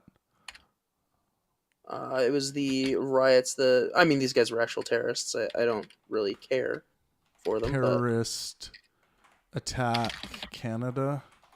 What are you talking about? Might be 76. I might have the date wrong. That's right. Because I'll tell you this right now, Lexicon. If and this to me sounds very far-fetched, but if the government was to say your personal funds cannot be used to defend yourself, like that's an extraordinary claim, right? It's an almost impossible thing for that to be true. No, it doesn't. The government doesn't need to do that. The banking institution says we won't release your funds. But the banking institutions will be ridden by the law, right? There will be even if it takes a legal representative that's appointed to the person, and then that person has to go and get their funds unfrozen, and then they find new legal representative. I'm just saying, like, there's no way that the government is going to say, or any Supreme Court or any judges are going to agree to, someone who owns that money, isn't going to be able to use it for their legal defense. They know there's going to be a delay in justice, and justice delayed. Delay in justice. Yeah. Delay in justice. Sure. When you're in a state of emergency, when you're in a crisis, pandemic, sometimes that can get in the way. There can be a delay in justice. I agree with that. Definitely. How do you spell her last name? I know you found it. I got it. Lich. Oh, it's actually Lich, like a D&D Lich. That is really unfortunate. Yeah. She is the Lich Queen. I don't know. But it's time to go. Interim Police Chief Steve Bell, speaking at a news conference, told the protesters who have remained defiant in the face of repeated warnings, your time in our city has come to an end and you must leave. I don't know if they've stretched those measures to the entire city. I don't know. Very all donations from the Pangburn podcast will be donated to arming these truckers immediately. You're going to affect our algorithm in the opposite way we're trying to go. Well, the broad context, I think we're okay, because the broad context, you actually changed my mind on how I think about the Canadian truckers, because here in America we're getting it spun as it's a fucking look at this play on freedom. I know. And Canada's supposed to be all about freedom, and then boom, all of a sudden, fucking martial law up there like crazy. I know. I had Americans. You know how many Americans I talked off the ledge yesterday, who were coming to me and be like, oh my God, martial law and all this crazy stuff. And then I talked to Tucker Carlson. Did you hear what Tucker said? Oh yeah, Tucker Carlson's just been saying some fucking nonsense shit that he knows nothing about. Like, But then the Canadians are like zero. It's fine. I'd like to mention something because there was, even on BBC, it said Trudeau is going to allow to freeze protesters' bank accounts, which is not true. BBC had that as clickbait. Yeah, If you read there, it is true. Yeah, they made an announcement that said that they can seize funds. They for can. anybody They can. and yes. that they will. Because That they so, will. listen. I'm sorry, that they will. I can grab the Let's news let- conference, the Canadian news conference. Let's I'll let grab it. Boris finish, and then we'll go around the room because this is good. Have you heard of the FLQ? Because the FLQ is why this emergency act, was created by no less Trudeau's father. So, yeah. The big in reason the early 70s, right? the big reason that everyone needs to hear is that there's a lack of police resources to deal with the amount of obstructions that are happening right now, and that is legal tools. Yeah, exactly. So that is why the law enforcement agencies are the ones that have triggered the Emergency Act, and of course Trudeau has to approve it. But that's because there's a complete, in Canada we're not used to dealing with unlawfulness at this level, and also the blockades, the scale of the blockades are logistically are difficult to deal with. So that's where it comes from. And you're right that like it's not like Trudeau like reaching into people's bank accounts or anything like that, or shutting down people's bank accounts. You have to have reasonable justification to freeze someone's bank account because you think that money is being used to support unlawfulness. If you don't have, I agree. Yeah, if you don't have one more thing there, economy. But disrupt economies and things like, because you don't know whose money you're freezing. You don't want to disrupt. Well, but I'm living proof that the net they're casting is way too big. I've had nothing to do with the protest, and my account was frozen for a day until I argued with my bank that there's been no transactions for the entire length of time of the trucker convoy, and then I got my money back. So if I'm just a random friggin' civilian, there you go, got caught up in this net, whatever they're describing as justification for freezing people's account, that net's way too big. It is big and it's massive, and that's what I'm talking about. It's not a big thing. It's because if you do it by other means, it takes too long. Is the problem. You have to go through a lot of legal hurdles just to get something done. That's the problem. To go for the throat? And this measure, which was created by Justin's father, was designed to help speed things along. And if you get caught up, well, if you play with pigs, you're going to get mud splattered on you, right? Well, we don't understand it as Americans, because in America we have a different system, a different way we think about freedom in a lot of ways, and so having something like that is just really, it's the highest powerful thing in the land. No, you gave it up though already with the NSA and everything and Homeland Security. What are you talking about? But yes, and that's what I'm saying, is that the difference is that when you look at the actual system in place, like the way that Travis described it, it says, well, actually, there's accountability measures on the back end. Yes, it has a lot of power, but the accountability is also as powerful, right? And so the same way we work in America, where it's like, yeah, we can have some craziness, like fucking martial law, but the last person to do martial law was fucking Abraham Lincoln, and there was an extreme amount of accountability.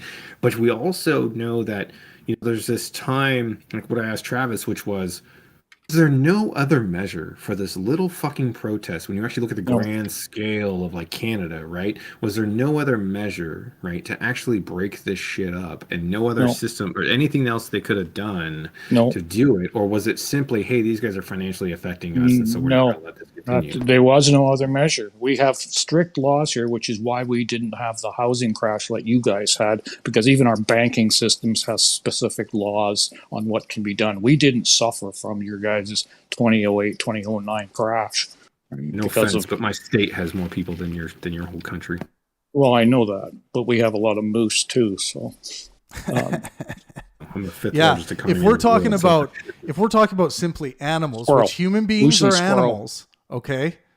if we're talking about the weight of animals from country to country, like how does Canada stack up?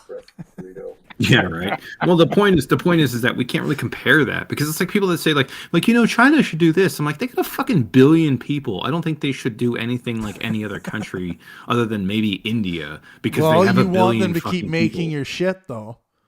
No, I don't. But the point is that they have a billion people. So the dynamics and the analytics and the way you fucking govern a billion people, I'm sorry, but no other country can speak on that unless you're getting close to a billion people. You can't. The analytics are completely different. The social dynamics are completely different. The way they think about how to survive and the way unity works is completely different than the Americas. And it's the same way with Canada and the United States and Mexico. And people kind of want to like let these labels throw on each other. But at the end of the day, when Canada has something like the Emergencies Act, and I see a bunch of Americans, freak out. I didn't freak out. I just asked Travis a few questions, and I'm like, well, I'm getting this perspective, but I'm not freaking out because nobody I'm hearing from is fucking Canadian at this point. Yeah, exactly. Yeah. No, honestly, I've had some very, very smart people. I'm not going to mention their names. I'm not going to name drop, but some very smart people calling me to ask if I was okay. And I was like, what? What are you talking about? I'm like, they're like, are you okay? I mean, the government's coming for you. What? The Canadian government's coming for you. We all laugh at that kind of I'm like, what are you talking about? It's like, well, you're losing. They're like, well, you're losing your freedoms. I'm like, no, I'm not. I'm like, you're talking about like 1% of people who feel strongly about a certain thing. And look, almost everyone in Canada is going to say, as long as they keep it peaceful, all power to them and their quest and their protest, whatever. But don't block fucking roadways like Black Lives Matter and a bunch of these other groups that act all cunty sometimes when they're not getting the amount of attention or the amount of reaction or the hearing the words they want to hear from the higher ups. Like, if you don't get your way, the next step, it's like dealing with children. It's like, if you don't get your way, the next step isn't like, well, I guess that means I'm justified to break the law. Like, come on.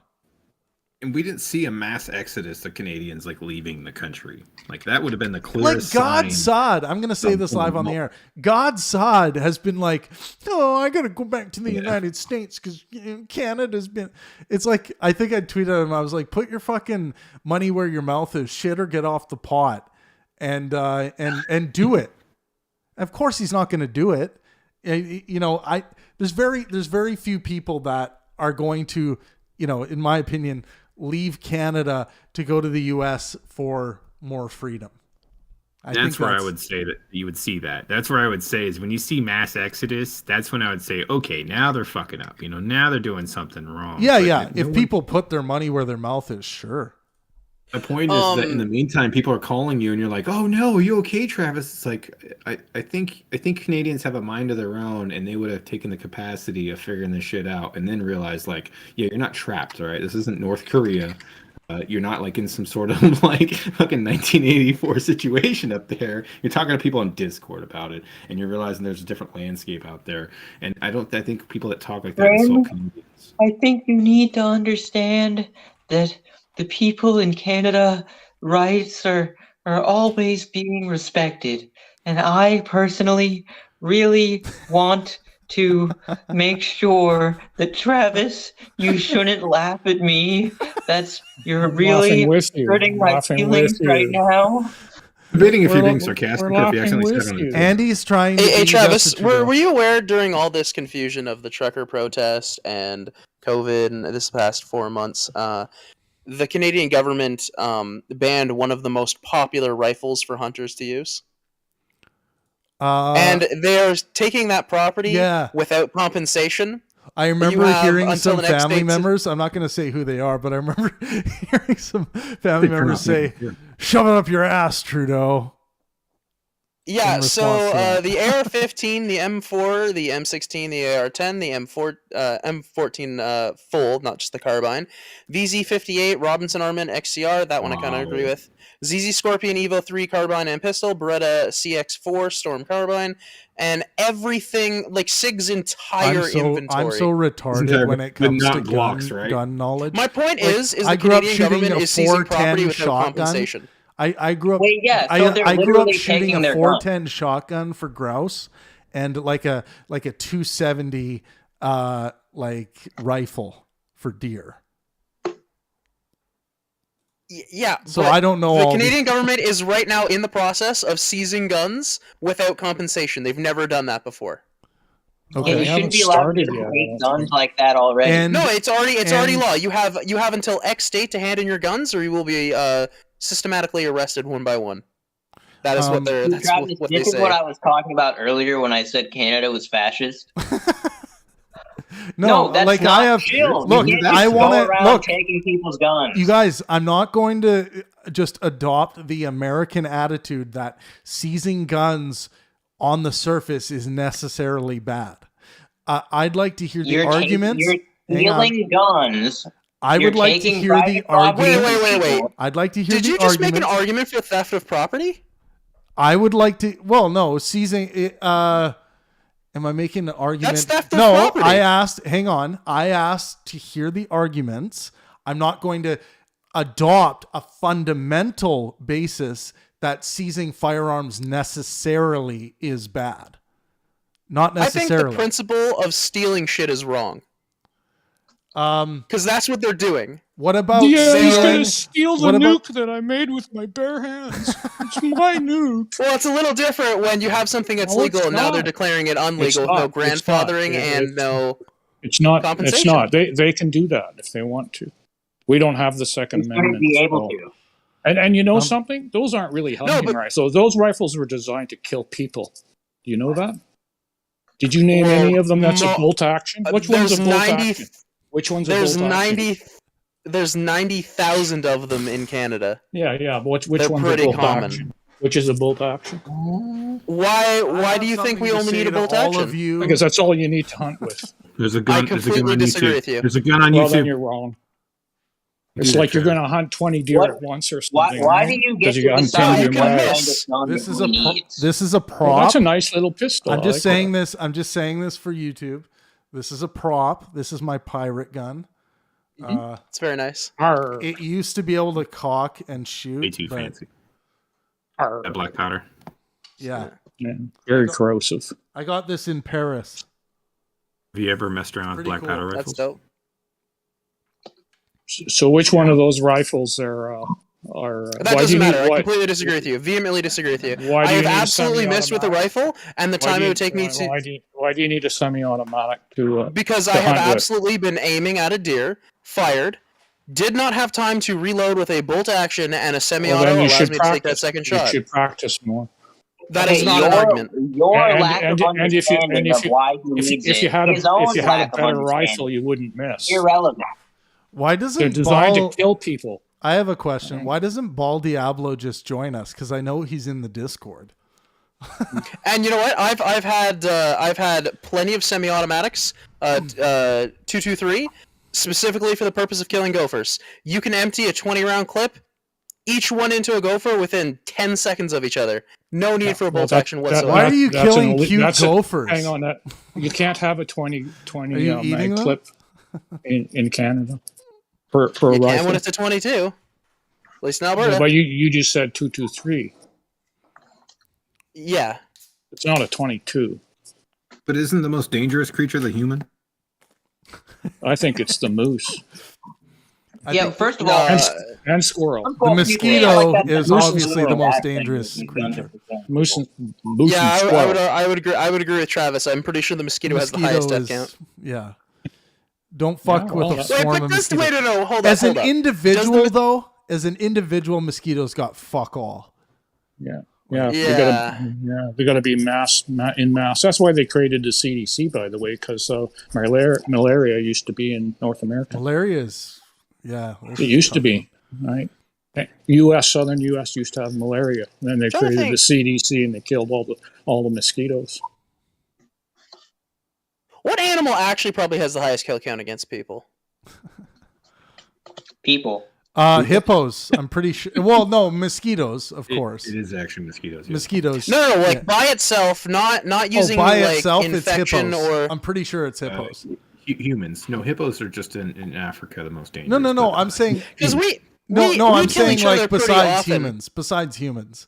I'm pretty Like sure it's I'd hippos. probably I say could some be sort wrong. of insect, like ticks and like disease and things like that. Probably. Okay, across, let's say beside insects, like Insects We're talking have other mammals, other animals. Let me Google this shit.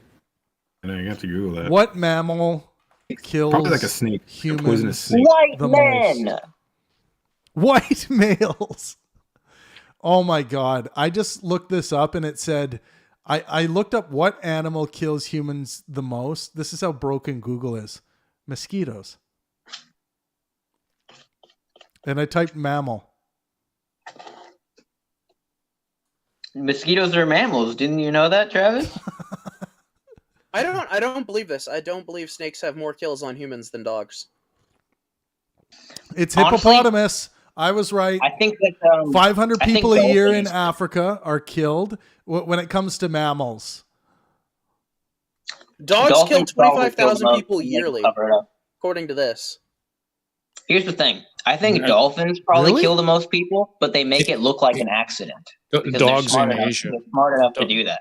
They're wild dogs packs will of rip you dogs in apart Asia. really fast. They're like They are- wolves.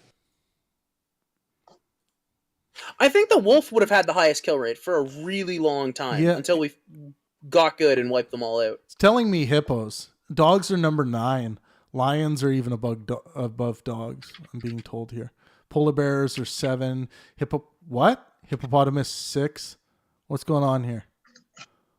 Let's see. Oh no, this is animals again, I think. Oh, how edgy of them to put human beings as number 1. Fuck. Called it. I called it. That's not what I'm trying to deduce here. Are you on Google or DuckDuckGo? I feel like I'm on DuckDuckGo right now. I like how they're both biased, but in different directions. Yeah. DuckDuckGo actually isn't biased; it's just operating on a completely different mechanism. No, it's a little bit biased because if you like the example I go to is conspiracies. If you type in a conspiracy, no other context, just the conspiracy into Google, all the results will be reasons why this conspiracy is stupid and it's debunked, and those will be like all the results. But then if you do that into DuckDuckGo, it'll be like 200 reasons why this conspiracy is correct.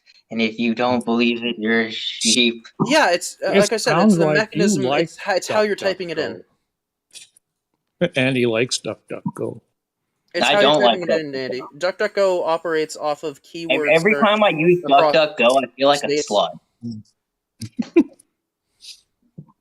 I used to use Alta Vista.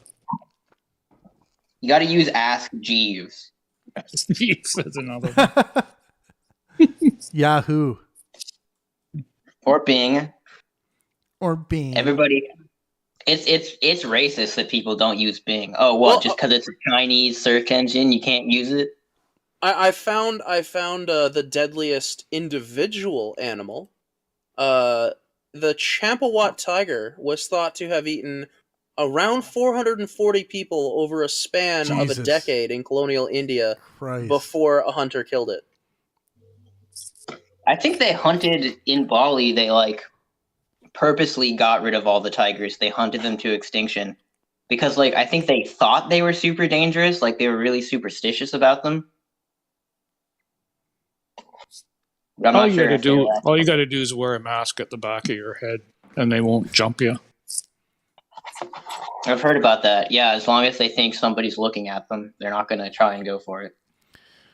You guys know that the reason why tigers are orange is because the animals that they prey on, typically they can't see orange.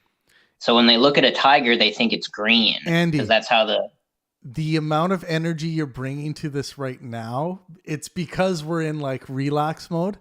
That's what we have to try to capture during the show. Crocodiles kill twice as many people as hippos every year. Crocodiles do? Yeah. Well, they're a reptile, right? True. We were talking about mammals, but Oh, yeah, yeah. no crocodiles. Can you imagine a death by crocodile? I mean, most of them are drowning deaths, but that spin death, like chomp that they do. So hippos that's kill on terrible. average 500 people per year. Wikipedia Sure, it's claims. snakes. Sure, it's snakes. Wikipedia claims dogs kill 25,000 people a year. Here's the thing: is this the reason I think that actually is accurate? Is because hippos, where are they? They're in zoos and Africa. That's not a lot of access to people.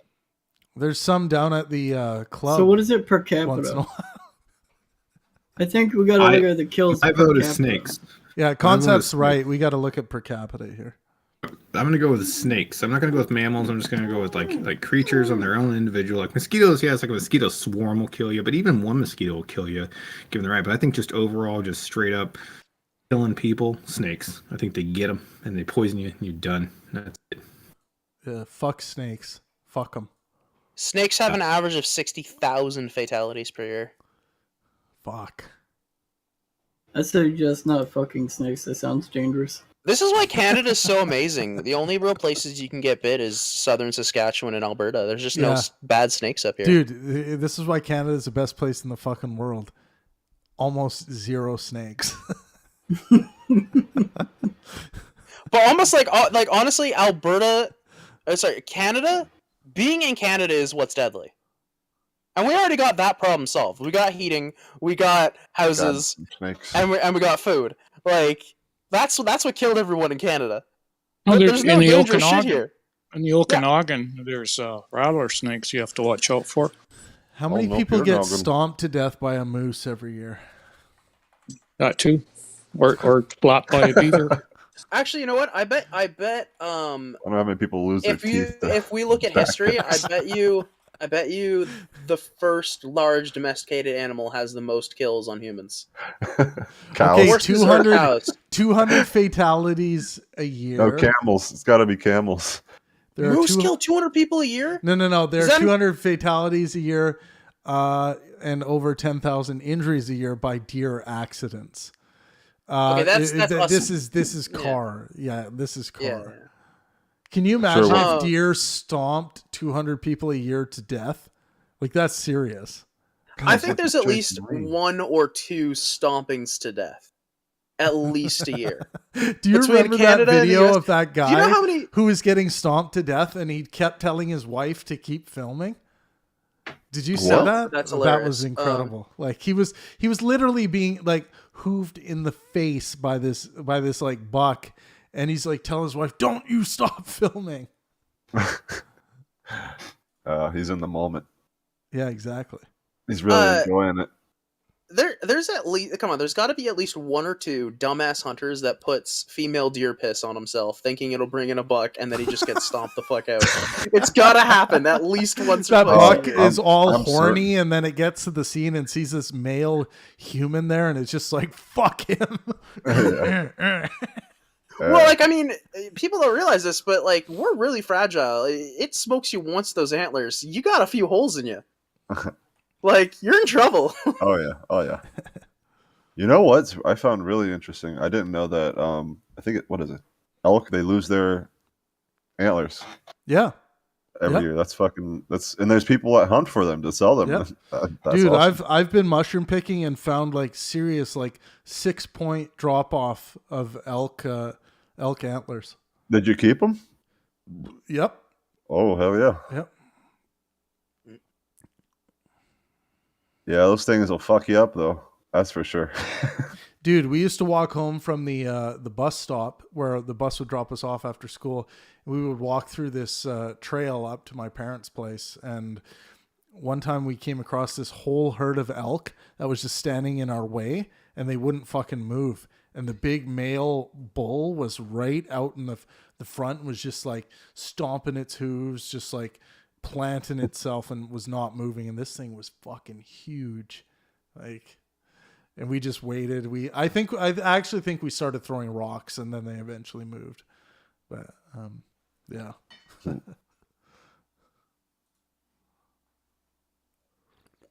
Huh.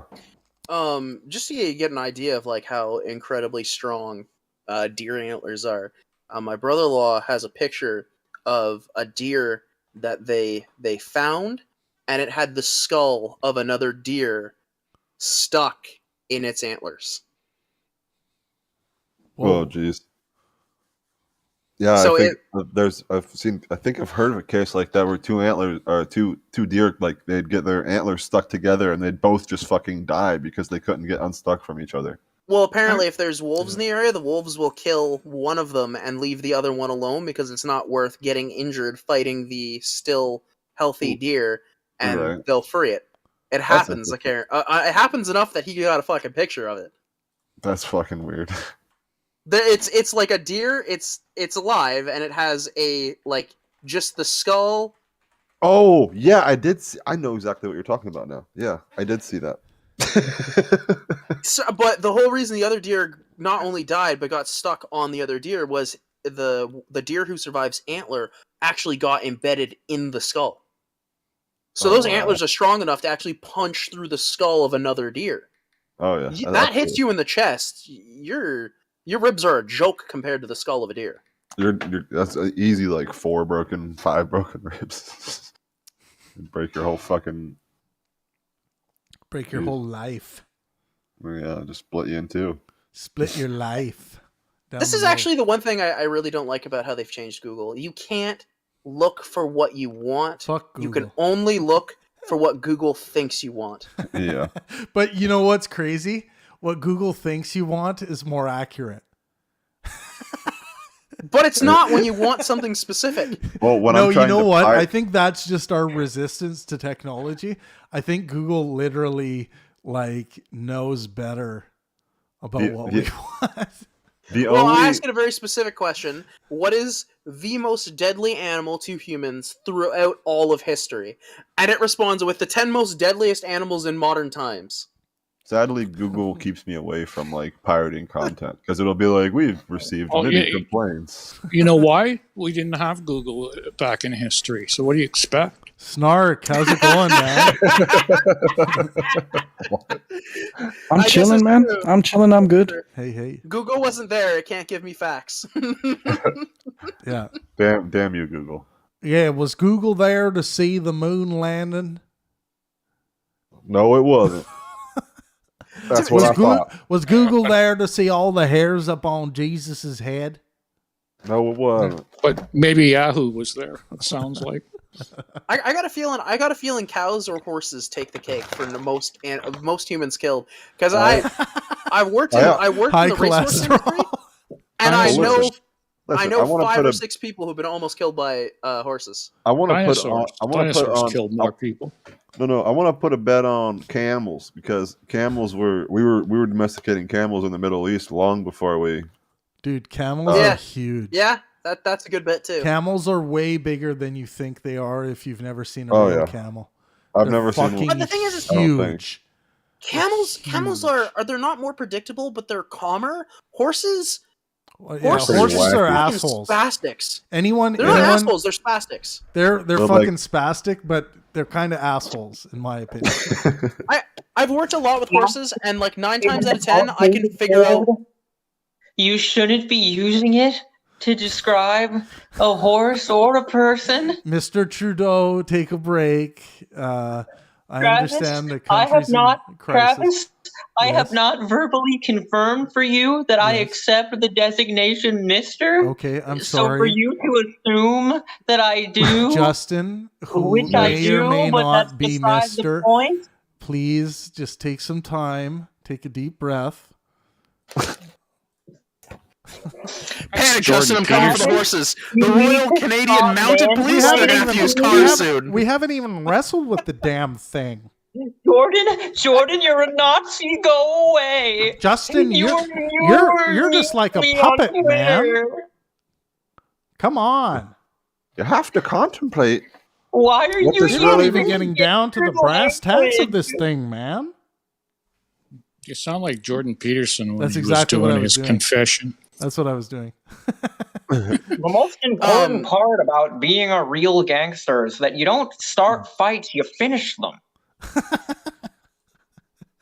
You're a genius, Andy. You're a genius. But and in the words In the words of the most famous Canadian, fuddle duddle. Fuddle duddle. Fuddle What's duddle. that? Fuddle Fuddle duddle. duddle. Look it up. Fuddle duddle. Fuddle duddle. Yeah. Fuddle duddle. Just the way it's pronounced. Fuddle duddle. Fuddle duddle. Fuddle duddle. Yeah. Fuddle duddle. Look it up. Fuddle It's duddle. pretty funny. Is Fuddle Ned duddle. Flanders Canadian? It's Flanders. That's what Justin's dad said and got in big trouble for it. Fuddle duddle. The Fuddle fuddle duddle duddle. incident. It's a whole. Yeah. It's quite funny. In The fuddle Canada, duddle in incident. Canada, if you say fuddle duddle, it's like a huge.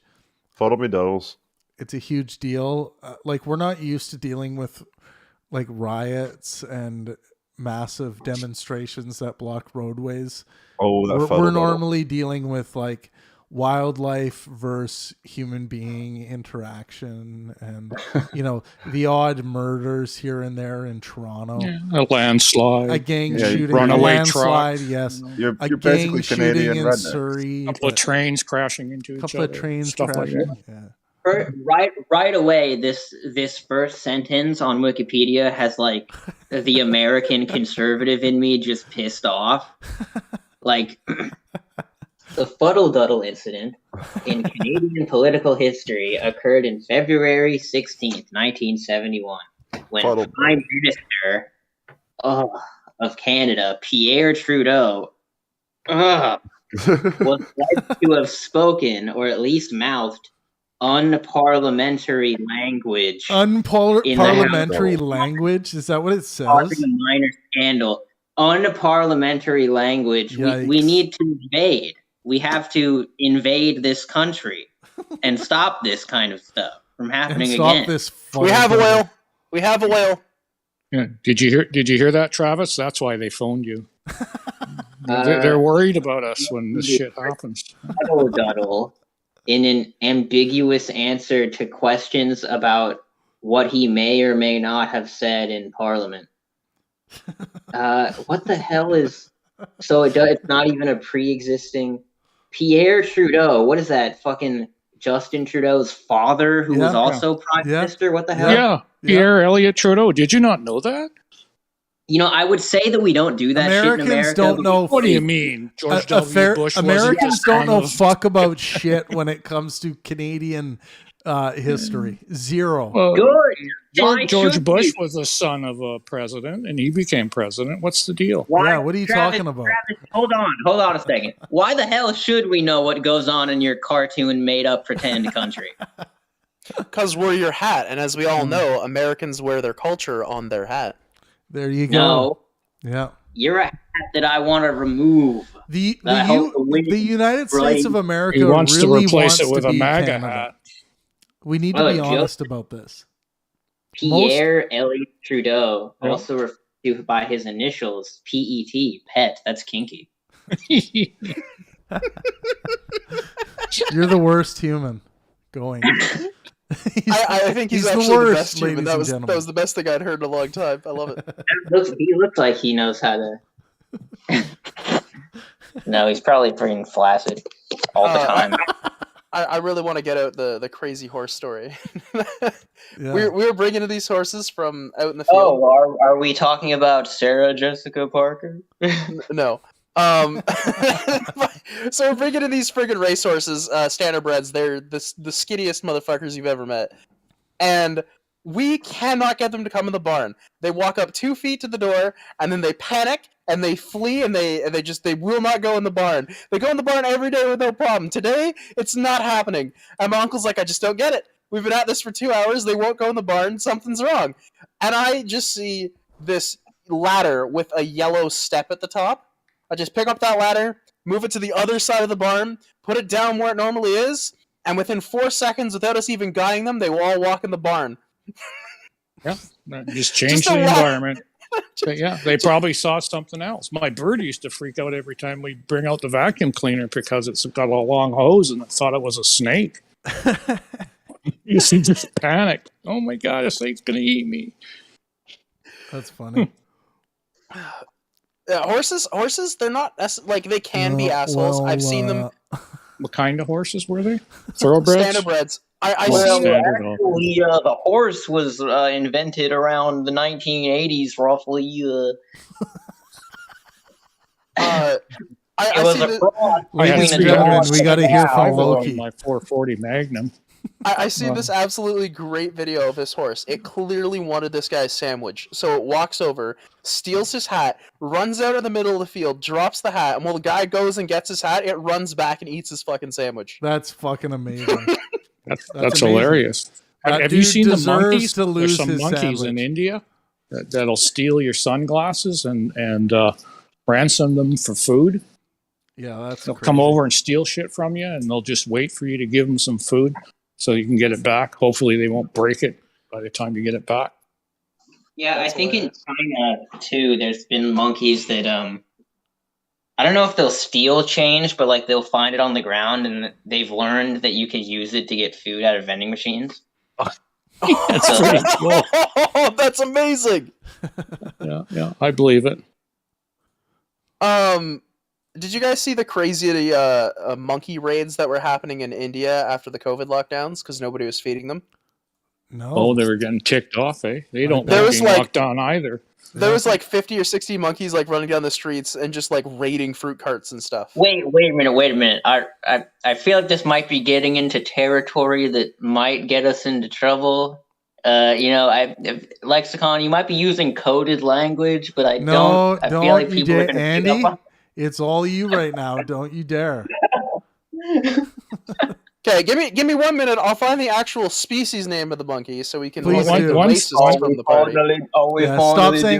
Yeah, stop saying monkey on here. Just make sure you refer to the specific species. Right. And Lexicon, can you do me a favor and maybe others? Is just turn your mic down a little bit. It's clipping really bad sometimes. Sorry, I didn't realize. If you could just like send me your social security number, like That'll work too. Everyone in the chat, please write your social security number and credit card numbers. in the That's chat. because we want to make sure your guys aren't bots. Yeah. And, Mace this is also still really helps, okay. With identification, Andy. new policy. Andy, Mace is still in the chat saying monkey news. Yeah, well, it's What a because I prick. said that. What a prick. Monkey news. You're a prick. That's what I'm gonna write. That's what he thinks. No, I can't say that. What's he doing still up? Isn't it really late in England? He loves us. Mace likes to Oh. pretend like he's this unfeeling robot, but he obviously loves us. I think I have a Mace- special place in his heart. Mace Starwalk It's- lives for Pangburn. Well, I'm new, so It's some variant of macaque. Macaque? macaque. Yeah, they're macaques. A baby monkey was actually caught riding on a pig. What is that? Some nursery rhyme? Okay, if there's a monkey riding on a pig, we get There that little is. boy some armor and a There's a lance, song and we put another on one on YouTube. another pig and have them. It's a happened viral multiple video. times. It's a viral video. It's like baby monkey, riding on a pig, baby monkey. It's a real video. I've seen it. Have you seen Eat the Muffin? It's got a couple ants on it, but who gives a shit? What is it? Eat the Muffin. I wonder Eat if I the can find it. Oh, It's got some ants on it. Andy. Is this more inappropriate shit? No, it's a literal muffin, you freaking... What have I ever said, Travis, or done that made you think that I would ever joke about something? Every second of every day that you. And breathe. if Travis starts reading that list, we're gonna be here until next week. Exactly. No. You guys are always accusing me of such, like, bad potty humor, and I don't think I deserve it. Well, Can you put a poll in the chat, Trav? No, don't do that. Don't. Can we get a little democracy? Andy up will here? start See, crying. Andy will start crying. Anyways, let's move to the tavern. It's Tav time. Peace out, everyone on YouTube. Ball, thanks for keeping the chat going. Mace, fuck off. Selkie Seal. Mace, fuck you. I hate you. Mace, fuck you. Go die. Fuck everybody. Selkie, yeah, thanks a lot.